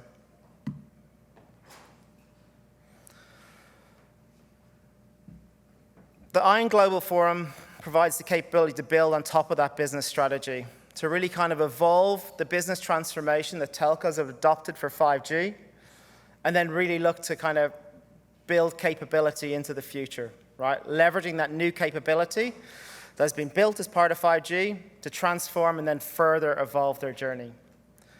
I want to quickly summarize the objectives of the IOWN Global Forum vision. So it really is to create a next generation APN data and communications architecture, to develop new technologies, framework specifications, and reference designs in areas such as photonics R&D, distributed computing, use cases, and best practices. And then lastly, to build a new communications infrastructure capable of offering new services and fostering sustainability, thereby removing barriers to achieve a smarter world. There's huge synergies there in what telcos want to achieve, okay, and the business transformation they need to go through. So I mentioned before that 5G is an inflection point, and the move to deliver 4.0 will impact DCX, DC cloudification, network cloudification, predictive capabilities, process automation within a telco. But in addition to that, if we look at what the IOWN Global Forum can add to that mix, so obviously there's the short-term piece, which is the whole kind of integration into the 5G and 6G network, which will really help them in hitting their sustainability goals that a lot of these telcos have already committed to. It will facilitate collaboration with other telcos. It will allow them to develop new services and solutions. It will enable them to deliver enhanced customer experience. It will help them push the boundaries of infrastructure performance. And lastly, the energy efficiency should result in significant CapEx and OpEx savings. Again, apologies for the slides here. It's a little bit mixed up. But I think you can see there on the last line really what the business benefits are. And these will be huge levers in the transformation of these telcos. In terms of, sorry, it didn't show up.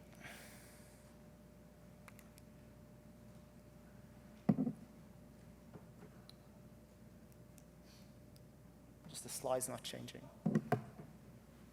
That did change, okay. So in terms of where the biggest opportunity, so I'll move on to what this transformation is. Really kind of looking at the telco transformation now. So the biggest opportunity really kind of lies for a telco playing a different role in the value chain, being an industry-connected orchestrator and really looking to bring the network fabric and the cloud fabric together to offer a new proposition to their customers. In terms of the model, in terms of where they go from, it really is, how does a telco move from this product bundling type capability into this platform business where they become relevant not only to the industries, but the ecosystems who deliver to those industries. This transformation, though, is not simple. It really is a change in the DNA within a telco. It is bringing in new capability. So if you look at the model here, it really is, how do you develop the network into an autonomous programmable network? How do you then embrace cloud tech? And this is more than just working with hyperscalers. This is bringing in modern software development capability. It's developing open APIs. It is looking at microservices. It is really kind of changing the way they build products and solutions. A modern tech operating model is necessary for them to evolve as well. You know, I sat in telcos for a long time, and the amount of time it took me to get a product to market was always too long. I felt the market had moved before I was able to get something to market. Harnessing data, so everything at the moment is around data-driven business and leveraging generative AI to refine your business processes. And then lastly, being able to scale with AI, so injecting AI into each of your processes.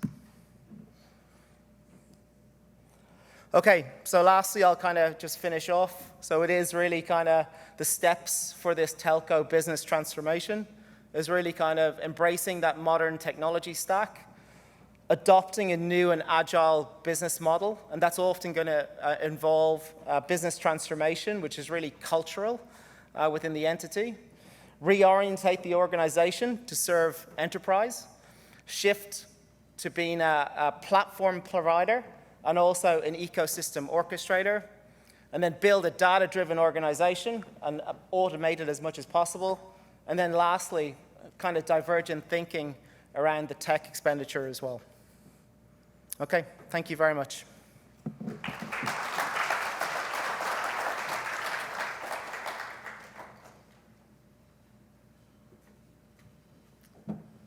Okay, thank you, Derek. I'm going to move us right along into our final session, the possibilities of IOWN technologies. We'll invite some folks back up to the stage and be joined by Gonzalo again, Gonzalo Camilo with Ericsson, Robert Keys with Ciena, Katsutoshi Ito with Sony, Levin Lavreau with Nokia, and we will be moderated by Joe O'Halloran with Computer Weekly. You can all join us on stage now. Thank you.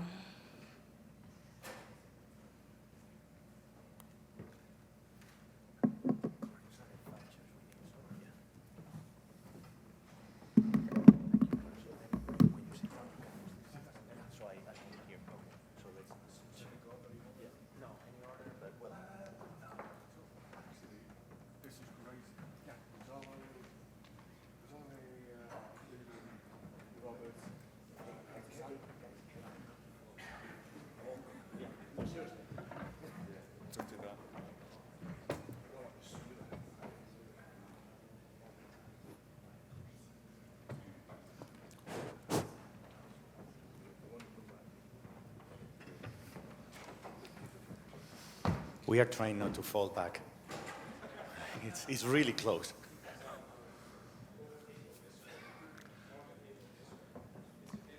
No, it's okay. We good? Please. Okay, good afternoon. As Patricia said, I'm Joe O'Halloran. I'm the networking editor of Computer Weekly in the UK.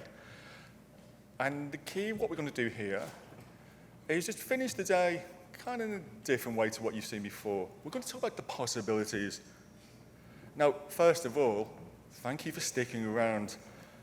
You know, I think we've all been to conferences, and those of you here and those of you who are watching online, you know, it is late in the day, and it's been a brilliant day. And just to reflect something Rod said, we're actually even closer to happy hour, so I can feel the pressure even more.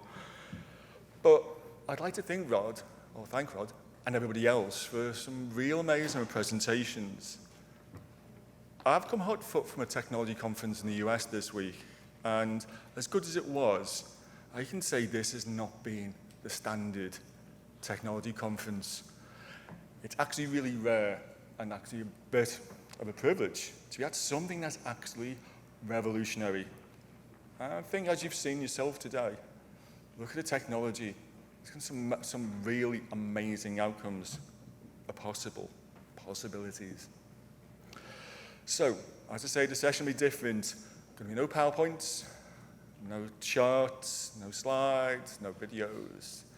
What we're going to do is spend the next 30 minutes or so in conversation, putting the proceedings of today and the IOWN Forum as a whole into some context, perspective, and I'd like to say relevance. We're going to talk about what we think IOWN can achieve, and look how a strong IOWN Forum can make reaching the objectives easier and get there faster. But it's a key aim. What makes the forum different from technology groups, of which I guess you guys are part of, know loads of? Now, this is going to be really different. And what are the differences here? This is a forum that goes direct to the end user and driven by the end user. It's bringing optical networking to everyone. It's covering, I know, not just networking as well. It's looking at the computing domain. And it's very much use case oriented. As Kawazu-san showed earlier, just look at what's possible. The piano playing 700 kilometers away. That seems like meters away. So, apologies, I've been using the word we a lot. Well, we's doing some very heavy lifting from my point of view. I'm not going to be doing anything. We is actually these guys here. So, Gonzalo Cambrillo, you've already met, and Levin Lavru, and Ito-san. But they're joined here by Robert Keys, Senior Director Optical Transmission at Sienna. I'm just going to ask them some key questions, about 5 to 10 minutes each, to say what are going to be the fundamental pillars of the project, from the doing end, why it matters to companies like yourself and end users, looking at also individual areas of activity, why it matters here and for those of you online, and what getting involved means. How often does the forum meet? What's its objectives? What are the KPIs? And what does success look like? And when we've done in about 30 minutes, we're going to have some closing remarks from Dr. Gang Wu from Intel, who's going to wrap up today. And then, I don't think we're going to have time for Q&A, but these guys are here, and they're going to be at the happy hour, believe you me. So come talk to them, grab the opportunity. So I'm just going to kick off, and Gonzalo, just as give me closer. As I say, we're all familiar with alliances, trade associations, etc., etc. Why isn't IOWN just selling smoke? What's so special? Yeah, thank you. I think I tackled already what's special from a membership perspective before. Just to recap real quick, I talk about 3 axes at least of diversity. I mean end-to-end with respect to geographies, with respect to industry or industry verticals, and with respect to the roles we play in the industry, the members play. But why are we not selling smoke? And that's what I was trying to tackle before when I said, how do we measure success at the IOWN Global Forum? So we are not measuring by the number of PowerPoints we present. We are not measuring success by the number even of specifications or blueprints or architectures, not even by the POCs, prototyping activities. We want deployments. And those are the KPIs that really matter. Otherwise, we are just meeting, having fun, meeting a few times a year. That would be completely pointless. So the idea is, and this is how you should measure us, how we get basically into early deployments. As I said, the timeline is very aggressive. Early deployments by 2025 already, and then going up to, as Leven was showing before, with the timeline of the roadmap up to 2030 and beyond. You mentioned 2030, and it said that we could IOWN compliant services. What would these services look like? So the services will depend on the use cases. At this point, we have three use cases, early adoption use cases in focus. As we said before, that would be media broadcasting, that would be financial institutions, and remote GPUs or AI. So the services will look very different depending on which use case you have. Sometimes the fact that you are using IOWN architecture would mean that they are better performant, that they are maybe more secure, faster, more sustainable. Other times we would be doing something at higher level, maybe at the orchestration level, so the IOWN touch would be more visible to the user. But again, we have so many vertical industry verticals that it's difficult to basically tell you in general how you would know that it's kind of like an IOWN inside type of aspect. And from a forum perspective about creating value, how are you going to create value for the membership? For the members, basically, I mean, now in the short term, is as I said, this is a global forum, so we want them to be involved so that depending on where you are, what your role in the industry is, you will basically, like the what's in it for me type of question, it will be different. If you are, let's say, high on the stack, like providing services, it would be to basically define use cases and explain the requirements that you have for implementing those use cases. If you are a vendor equipment, it will be more, you will be able to develop the technology. If you are an operator, you will make sure it's easy to operate, and so on, basically. So depending on the role you play in the industry, it will be very different for you. But I think that the key is to be involved so that you can actually drive the development. As they said, you know, the best way to predict the future is to create it, right? So that's kind of what's in it for you. And one last point from you. Well, already we've seen proof of concepts being developed. How have they come about, and what more can we see in that area? Yeah, we have a number of we call recognized POCs, which is basically when they come to the IOWN Global Forum and you know, they meet a set of criteria, right? I have to say, in addition to that, there's also POC activities by members and non-members that they haven't had the time to have them, their initiative recognized as POCs, official POCs, but they are working on them. How we are going on them is it depends on the POC, really. I mean, I cannot cover all of them. Probably Ito-san can talk a bit about, you know, how they are evolving, so I will defer that question to him. But in any case, I saw some of the slides covering some of them, so really I think they are progressing well. And again, if we are aiming, you know, for some early deployments next year, they will be based on some of those POC efforts. Thank you. Leuven. Now, Joe, I'm not trying to beat you up, but you did say earlier, photons are much nicer than electrons. I wrote it down. What does that, put that into context for us. Well, the context is simple.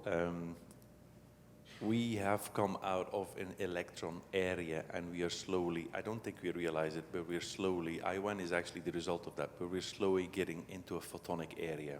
Why are they nicer? Because they're brighter. That's a pun intended. They are basically the future in terms of energy efficiency, in terms of reach, faster, greener. I just don't want to repeat the Siena person who said that, but yeah, that's exactly what they are. They are the future moving forward. If you think about it, we're going to photonic computing. We're going to have photonic PC motherboards. We're going to have potentially photonic memory. It's all there. It's all in the making. So photonics are the future. And what does that mean in practice to, say, a company like Nokia? Well, Rome wasn't built in one day, so therefore it's an evolution. Maybe sometime here and there a little revolution, but basically it's something that is going to be a step-by-step approach. I always compare it, as you know, with the evolution of our Darwin, where reptiles and so on, fiber optics did exactly the same path. It crawled out from submarine into terrestrial, into metro, and slowly but surely it's getting closer to the edge. And IOWN is there to support that effort in every shape and form. Now, as you say, Rome wasn't built in a day, but you've just introduced a 2030 timeline. What technology challenges do you see coming to achieve the timeline, the objectives? And I find that a very good question. So basically, again, it's part of the evolution story. When I was a student, fiber optics were a little kind of a new thing. and we were doing fiber sensing with state of polarization, Poincaré.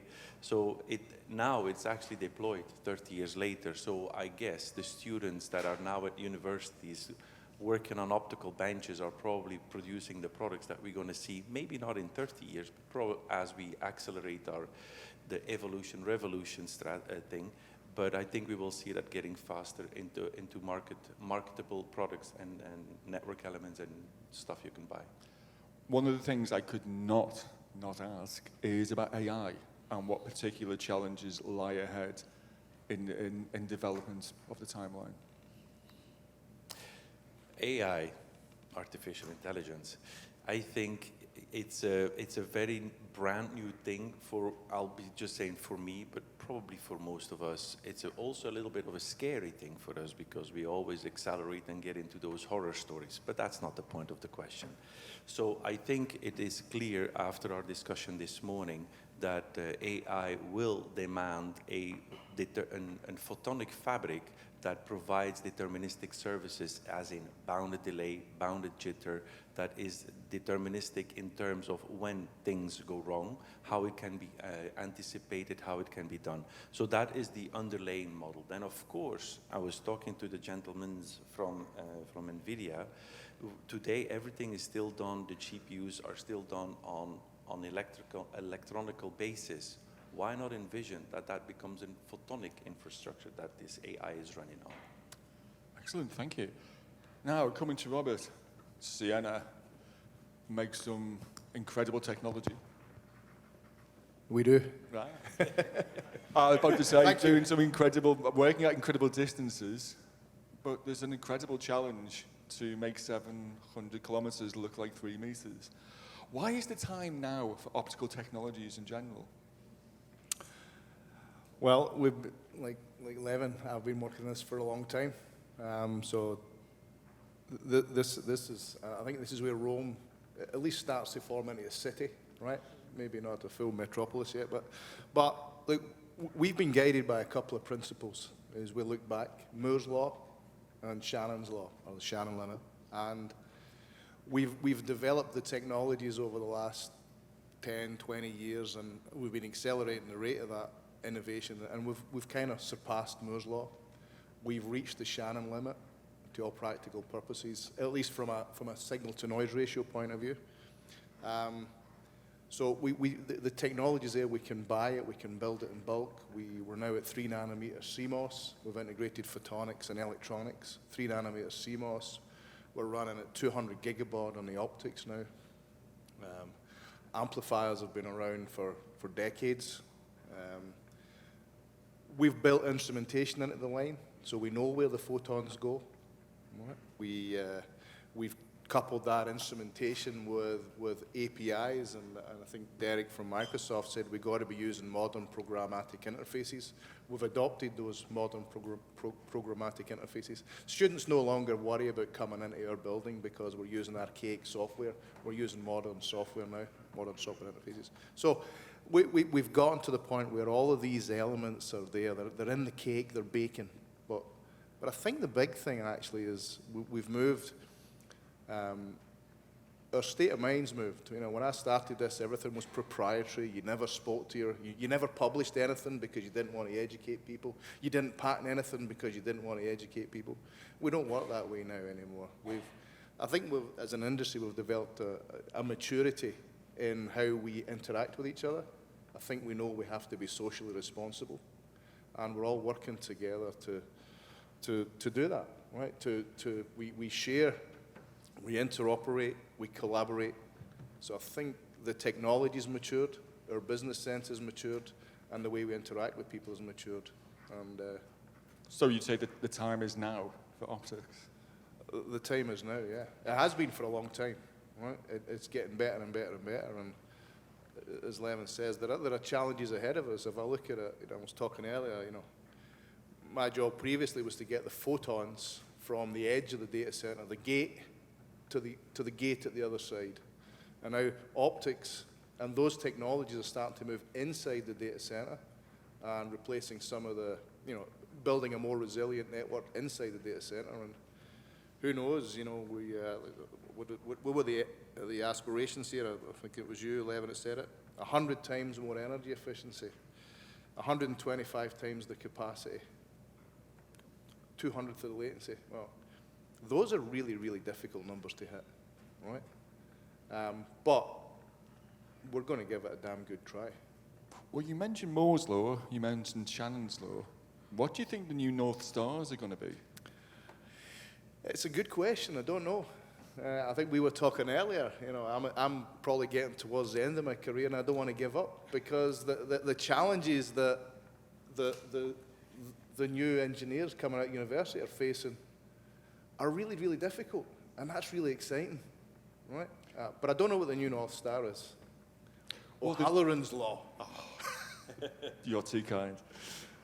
Well, the law is, let's talk about use cases, and let's certainly bring in Ito-san. You know, the last one is the hardest one to answer. Everybody already talked about everything I wanted to talk, so. But anyway, shoot. Well, I want to pick up something you said earlier about unleashing constraints and diverse use cases, and also the concept of the social infrastructure that IOWN will support. Tell us more about that. Let me step back a little bit. In the earlier session, we talked about this diverse use case that we've been treating within this IOWN Global Forum. Given that we have this diversity in the industry members, the different industry members, and within this diverse use case, we have two tracks for use case, which one is just the future-looking use cases, which is really we are aiming for the implementation 2030. So there are lots of uncertainties on these use cases. On the other hand, the use cases that we've been talking about over here is early adoption use cases, which we are seeking for the social implementation within this 2025 and 26. And when we think about 2025 and 26, the reason we are aiming for this target is we know where the technology is going within 1 year, and we know we have the business driver for these use cases. So when we talk about this business driver, we're not really looking for fancy technology. I mean, it's nice to have the nice fancy technology, but what is very important in order for the use case to be socially implementable, it has to be economically feasible, must be cost efficient. So the IOWN Global Forum, I think the benefit of IOWN Global Forum is we're not really aiming to write the use cases or specification for the use cases on a paper. We want to make sure these are socially implementable. And if it's not, I think our aim is we make sure we feed back to the technology side, make sure it becomes socially implementable in a cost-efficient manner. And just to stress, it's not just going to be a case of throwing money at technology. Well, just to let you know, I am the physical layer guy and technology guy, and I talk on behalf of the user company. So I do want to have all the fund on the technology side as well. But in reality, if you want to be successful in the technology development, it has to be cost efficient. So that, in that way, it's the same. Great, thank you, Ito-san. So the guys there have just put what they do into perspective. What I'm now going to ask them to do, and I think the key call of action for this panel is, why does it matter for the guys out here and the guys online to be part of the forum? To start with you, Gonzalo, why is it so important for the ecosystem to get involved?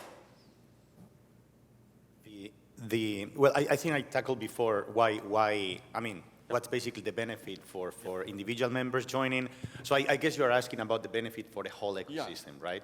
What's in it for everybody? Yeah, so basically, this is basically the network effect, right? I mean, the more members we get to contribute, the better the product, the more use cases we'll be able to cover, the more requirements we'll be able to cover. As Leven was explaining before, for example, we are getting really good explanations from user companies about their use cases. So while we were a small forum some years ago, our reach was limited. Nowadays, by growing, it's actually really easy for us, basically, to jump into new requirements and for the whole ecosystem to basically have more efficient solutions. If I give you a concrete example, for example, in the Mobile World Congress, we were there asked, Kawashima, Sam, and myself, we were interviewed several times. One question we got a few times is like, what about hyperscalers? They were basically asking, are they part of IOWN? Because obviously for some of the use cases, they are a fundamental piece. And when we mentioned, like Derek was presenting before, Microsoft is there, Google is a part of it, then they were saying, okay, this makes the whole ecosystem better and the whole IOWN Global Forum solutions much better. So that's how I think basically the network effect helps the IOWN Global Forum with more members be a more powerful force. And come to you, Leuven. This is going to be hard. I'm sorry, Ito-san, because you're at the end of that line. But I don't have anything really to add. I want to give my colleagues an opportunity, but I fully support the thought there. Well, what else do you expect from a Belgian? Let me make it a little bit personal for a second, right? This is my first exposure to IOWN, right? You know, been doing this for a long time, and we've been involved in many forums over the years. As I was thinking about the question, and I was thinking about my experience here, so, you know, we're involved in OIF, ITU, et cetera, et cetera. I mean, what I've realized is that with the breadth of the customers here, or the breadth of the participants, with the objectives of the whole global forum to bring socially responsible use cases to market, that doesn't exist in the other sorts of fora, right? They're you know, OIF, we measure how our pluggable optic interops with someone else's. So we get some technology exposure and we go, yeah, you know, we work with Nokia, we work with Cisco, they get to say the same thing, but we don't really get exposed to a use case. You know, with real targets like how to get the energy efficiency down by 100% or up by 100%. We can make it down by 100% quite easily. Getting that feedback in real environments from a broad range of customers with a broad set of perspectives, I think changes our thought process on how we want to develop products going forward and the context in which we've got to develop them. So if I speak for myself, and hopefully others may feel the same, that's my takeaway from this week as my first involvement, and why it's good. Right? And Iso-san, from your user company perspective. I'm trying to structure my what I'm going to say, but I'm just going to have to echo what everybody has been saying. But it's really the IOWN Global Forum, the ability to do the POC and ability to go into the social implementation is what attract this activity. It's not just the standard body that just let others implement. We are going to do the POC, we're going to evaluate, and we're going to feedback. And how fast can we do is a challenge we always look for. And this network infrastructure together with the scalable computing power, I mean, IOWN has a potential of being the service infrastructure of the every business. Microsoft talked about it, and even you talked about it. For example, AI is going to be in the loop of every business to scale the business. So even when you think about it, you have to rely on the infrastructure to do that. And if you are willing to, it is best if we are going to make this eye on the infrastructure. And why not make this infrastructure that is useful to every company's need? If you have a use case that you want to implement, use the IOWN Global Forum to implement your use case. Make sure that the technology component will be available from our forum, and you be the user, you be the beneficiary in the social implementable manner. Thank you. And just as we come to the end here, I'm just going to answer a very unfair question. Start with you, Leuven.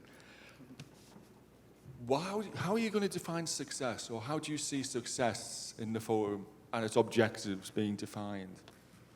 I think the first round, I mean, the reason we defined this early adoption use case is we didn't want it to really look too far ahead. We want to make sure that the success measure will be in more near term. So although the use case that we are talking about is nothing fancy, we have seen it, but we know with the technology readiness and also the need of a business within this 2025-26 timeframe, this is something we can make it happen. Now, can we make it happen? This will be the measure of success. But when you think about 2025, 2026, I'm almost scared. It's already there. So I think we'll be able to see the success, measure of success at least, in very near future. And Lou? I was going to say success is, we need to define success in it as we go along. Today it's proof of concept, next time is deployment. But in the meantime, the undercurrent will be still doing proof of concept for the next phase of deployment. So it's a kind of an ongoing process. Now, I do believe in the success of IOWN. We're committed to it. So the question I would say is that, echoing Ito-san, if you have requests, if you have feedback, bring it on. We're there to help you out. You want to add something? Please, yes. Yeah, no, I was going to say, yeah, I fully agree with the points Ito-san and Leven brought up. I think, to summarize what I said before also, basically success is about deployment, but basically it's about measuring not activities, no action, but impact. So that's how we want to measure success. We have a lot of, we could be having a lot of action, a lot of meetings, a lot of writing. If we don't get the deployments we need, we wouldn't have any impact. So any impact-based KPIs, this is how we should be measuring success. And Robert, you're the newbie. What's your success? And I get the last shot at the, yeah. So, look, to quote the great Ted Lasso, who may be missed on many people in here, but I'm sure Joe knows who they are. It's not about winning and losing, it's about progress. It's about just progressing. And I think, no matter what you do, you got to progress. And, if I was to come back here next year to whatever, I think it's in Taipei, in October. October, yeah. Then what progress are we going to see? And I think it looks like there's judging by the number of people in the room at this time on a Thursday evening, there's a lot of commitment from the members to make progress. So I think that's going to be it for me. So before I ask Dr. Woos to take the stage, how did these guys get involved more? What do they need to do? I think we have on the slides we were presenting, Leven had some pointers, but I mean, go to the slides I was presenting at the end, and you have there QR codes, URLs, so you can basically go there, check, read, and otherwise reach out.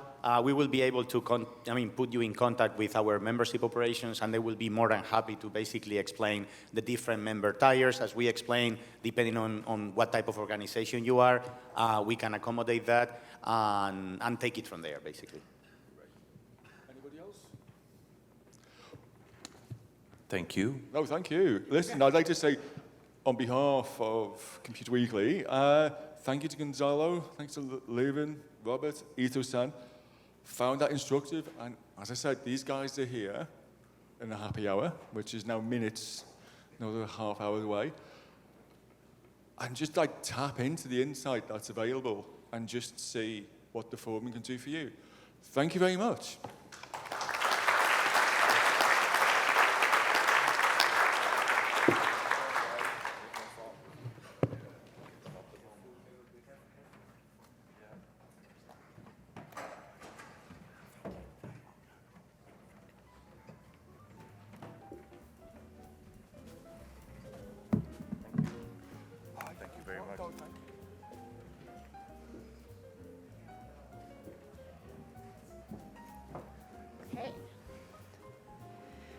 Thank you so much, panelists. Thank you, Joe, for moderating. I think that was a great conversation. You held the attention despite the nearing end of the day hour. We're going to let you all go soon, but first, our director, Gung Wu, has some closing remarks for us.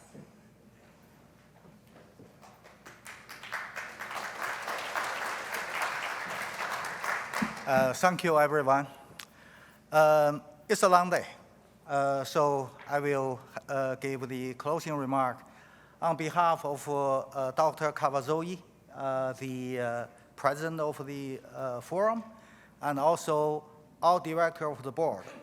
I would like to thank our speakers, our panelists, our supporting staff, Patty, and everyone for joining this very special session on futures.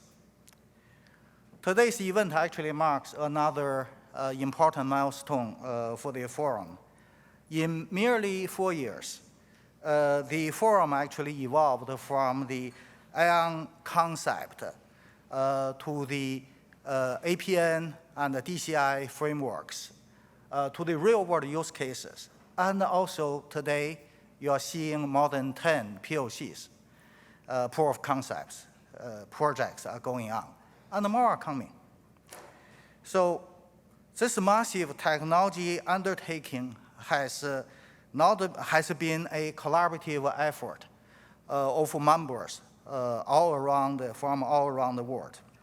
The fact that the forum's 140 members coming from vastly different technology background and also business segments really demonstrate the impacts and the implication of the technologies to our technology and to our business and to our society.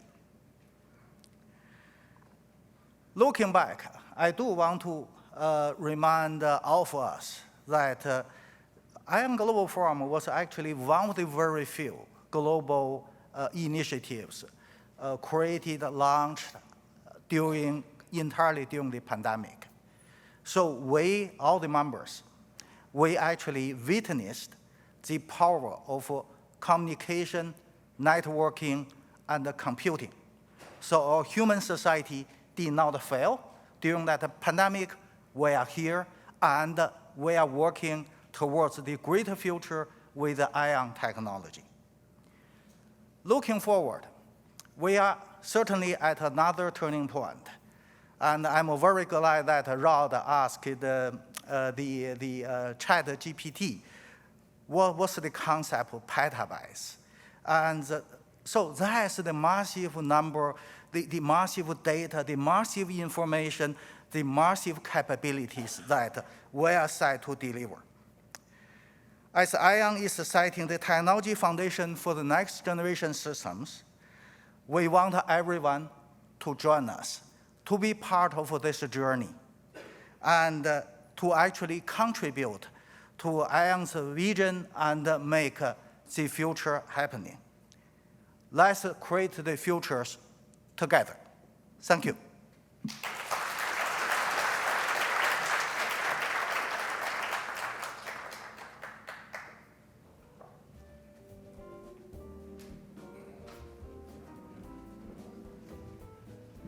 Okay, thank you all. The future session is officially closed, but luckily the Futures Networking Happy Hour is happening right outside these doors.